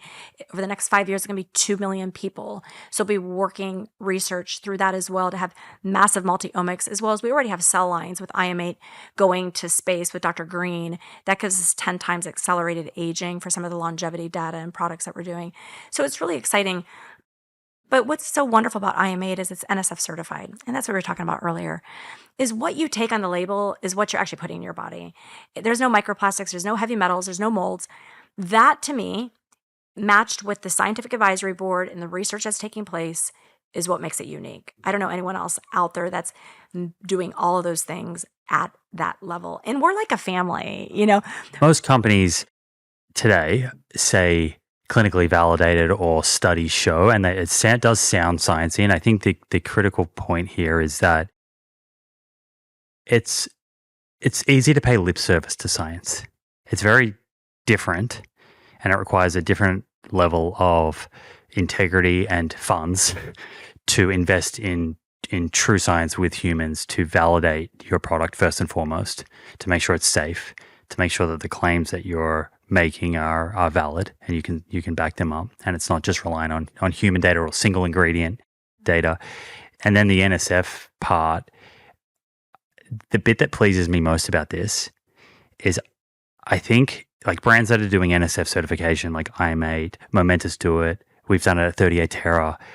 It is in response to consumers kind of demanding that they want better. And we're seeing like there's a lot of videos online now where influencers have got a hold of products, popular products out there, and have found the labs that do the third-party testing and sent these products in, paid $1,500 to test them, and they've come back and they're creatine gummies and they contain no creatine, or there's some other supplement and it's contaminated with all of these heavy metals. And I think that has put pressure on the industry to say, okay, like enough's enough here. If we want to truly meet the needs of our customers, we have to be efficacious, we have to be safe. And NSF certification, NSF sport certification, I didn't realize how rigorous that was. It's extremely rigorous. Until I went through it and I was like, oh my gosh. So it is another like thing that I just want the listeners to appreciate. I get quite passionate about this is you can go to a supplement company and it says third party tested. Great. What does that mean? They might have tested it once 3 years ago. Now, did their suppliers change? Are they getting ingredients from the same place? Are they manufacturing at a different facility? That whole quality control piece is missing. And the NSF certification for sport, which is what is like recognized by NBA and MLB and all these organizations, firstly, there's a requirement to test individual ingredients going into your formula. They do that testing. And then there's a batch by batch testing. So it's tested ongoing, right? So there's no way to be putting out a product sort of bait and switch, prove that your product's safe and then switch it later for cheaper ingredients. You can't do that. There's auditing going on. And basically it's just a way for the consumer to know, once I buy into this brand, if they're NSF certified for sport, that means there is a third party who's keeping an eye on them. And when I invest my money in this product, the ingredients that are on there, I'm getting that and nothing more. Exactly. I mean, it's exciting to talk to our distributor with these exact questions, and he's so scientifically backed. And I haven't toured the facility yet, but you need to, and I'm excited to also to go see what it looks like, because he said it's as close to a pharmacy as you can get. And so that's been the biggest concern about nutraceuticals is, it's not regulated industry, but the NSF certified for sport is regulated, because every single dose that is going in there has to be double checked, and as well as making sure no banned substances get their way in there, because these athletes then wouldn't be able to participate in their sport, as you said. So it's very exciting. And the product itself, how it's been, formulated, is one that we all put our heads together, and we created this product. And the version 2, I'm really excited for that to come out. Not that version 1 wasn't fabulous. I mean, we see with the original human data, it's shown a 95% increased. All the participants had 95% reported improved endurance and energy. They had better sleep, improved gut health, as well as better focus. So, we had really, really nice outcomes from the first data set. So I'll be excited to get this data on the version 2. I love the fact that there's clinical doses of CoQ10 in that. As we age, our CoQ10 levels drop. 90 million Americans are on statins. We know with statins, you have a 50% drop in CoQ10. We know CoQ10 is so important for brain health, as well as, heart health and beyond cellular regeneration. So I love that aspect of it. MSM's at a clinical dose. You have all the micronutrients that you would need to close those nutrient gaps without putting you into harm's way of it creating a toxic exposure. So as someone who's whole food plant only, it is really my go-to. And I'm not here to necessarily endorse promote product. I'm here to promote science. But for someone who's immunocompromised after a heart transplant, and I travel around the world, it's kept me healthy. And I know, I eat healthy and all those things too, but it's really, I believe, made the difference for me. And I love that. I feel the gut support is really tremendous. The superfood blend is really designed more to, help with that diversity for the gut microbiome. It's kind of like spices. That's how I look at it. It's not like any one of those doses are intended to do like a medicinal effect in and of itself, but it's that combination of synergy that really creates this harmony within the gut microbiome. And the gut support is cool because it's a pre, pro, and postbiotic. And so we're really active both with IM8 as well as Mayo Clinic with this postbiotic technology. And Susan Devakota she's a rock star. You know her. She's been on the show. Yeah, I mean, I think she's lined up to be on again, and she's also part of the scientific advisory board. That's fun. As is David Katz. Yes, exactly. He was just on your show too. This is part of the reason I joined. I just looked at the existing team and I was like, oh, these guys would be fun to work with. Well, it was like when Danny told me that he was meeting with you, I was like, oh, Danny, if there's any ask I have you, can I please be on his podcast? Simon's my favorite. So I said, so it was exciting. Yeah, excited to be here. I'm glad that he helped introduce us. Is there any other supplements that we haven't spoken about? What's your view if a patient of yours says, can I take a protein powder? Can I have creatine? Or are there any supplements where you're like, no, don't take that? Yeah, I mean, creatine is a definite. So especially if someone's whole food plant-based, you are basically using 1.6 to 2.3 grams of creatine a day, and your body only makes about half of that. Women, maybe even less.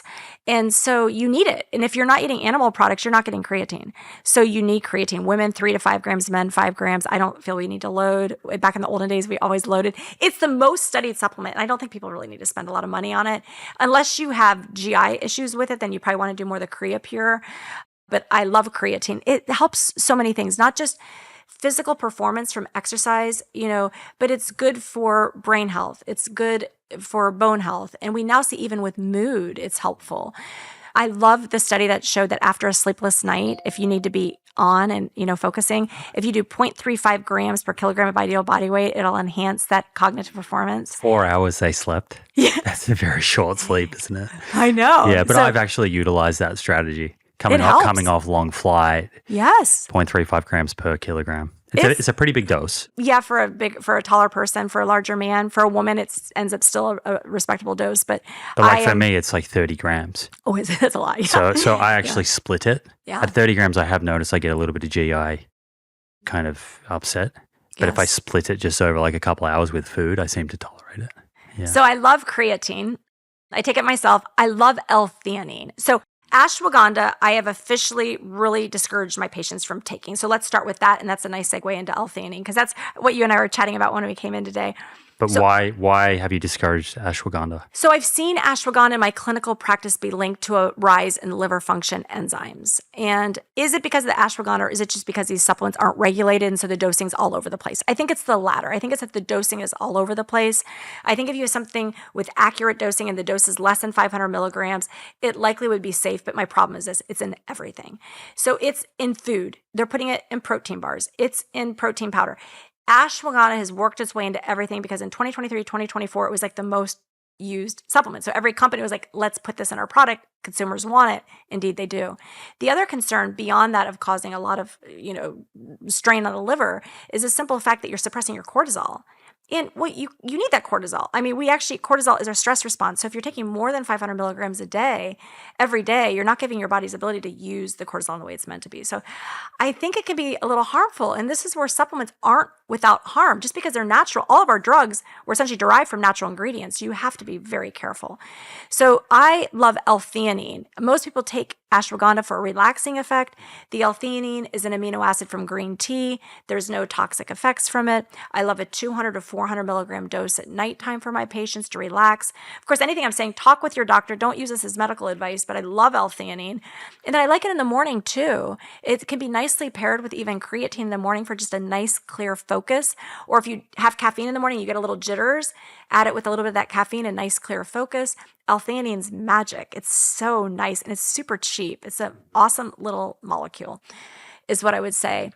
Beyond that, a common one that I use in my patients is one we did research on at Mayo Clinic with American ginseng for fatigue during chemotherapy. Again, you would need to ask your medical team about this, but wow, it's a superpower. So 500 to 1,000 milligrams twice a day for energy. It's awesome. And it's also adaptogen properties, which means it helps to balance stress but it's not necessarily suppressing the cortisol quite as much as we see with the ashwagandha. So I love American ginseng. And then I guess in the spirit of adaptogens, especially for women's health, I think that rhodiola is beautiful. I think it's a beautiful feminine energy herb. So I love rhodiola twice a day for my women who are not on medicines that I would otherwise interact with. I would say those are like the big hitters. And I'm sure there's other ones that'll pop in my mind afterwards. I really individualize it. And it's just whatever a patient needs. I really rely on the science, always cite the research, human studies, making sure it's safe, making sure it's not interacting with your medicines. If you're on blood thinners, a lot of these supplements that reduce inflammation are also going to thin your blood. So you've got to be careful. Things like turmeric and ginger, I typically just steer those to food and not as a supplement. Generally, that's just my rule because people are taking so many other things. And not to make this too brandy, but I will mention it just because it's what I do. The Momentous creatine is CreaPure and it is NSF certified. So if someone's looking for a high quality one, check that out. We mentioned soy earlier, and I don't think I asked you, but it feeds into the supplement conversation here now. What do people need to know about soy isoflavone supplements? I just don't think we know enough. And so I want people to do whole food. Why do the supplement if you could do the food that's going to give you the protein and the fiber anyways? And I think in nature, the harmony of that combination matters. And so I steer my patients away from the isoflavones. The most recent American Institute for Cancer Research guideline, we don't feel you have to worry about that. We don't think you have to worry about soy isolate proteins either if they're added. There's one yogurt that's a plant-based yogurt that has soy isolate in it. I don't worry if my patients have it, but I guess I would step back and ask the question that's making it a little bit more processed if they're adding that to it. Why not just take a block of tofu, put it in your blender with some frozen raspberries and enjoy that? That to me is the way I like to eat, go the more natural way, less of them adding stuff in. That's my approach. I would rather you do the whole food. And make sure it's not genetically modified. The whole organic thing is challenging, especially if people have a little bit of food insecurity. The research isn't clear cut with that, but sure, if you can get organic, try to avoid the pesticides, that makes a lot of sense to me. I think this is a good place to land the plane. This has been fun. Yeah, this has been fun, and I will need to get you back on if I can twist your arm. Thank you for being so open to sharing today with us. And I said it at the beginning, I'm in awe of your attitude and the way you show up. And I think it's a beautiful example of how we all get to show up. If someone's listening right now and they're in it, right? They're in it right now where there's like, life feels impossible. What would you leave them with? Just believe. Believe in your truth and just love yourself. Just adore yourself. I think that matters so, so much. And try to just look for the little lessons because there may just be a little subtle lesson. And it's within that lesson that I think we can find meaning in our adversity, and that's powerful. And then when you rise above, because you will, that's when you find your purpose, and that purpose is when you take that meaning and you share it with others. Beautiful. Thank you so much for being with us. Thanks, Simon. It's fun. Loved it. There you have it, friends. I hope you enjoyed this episode. If you did and want to stay up to date with future episodes, be sure to hit that subscribe button on YouTube and follow on Apple or Spotify. Finally, thank you for showing up and the effort that you're making to take control of your health. I look forward to hanging out with you again in the next episode.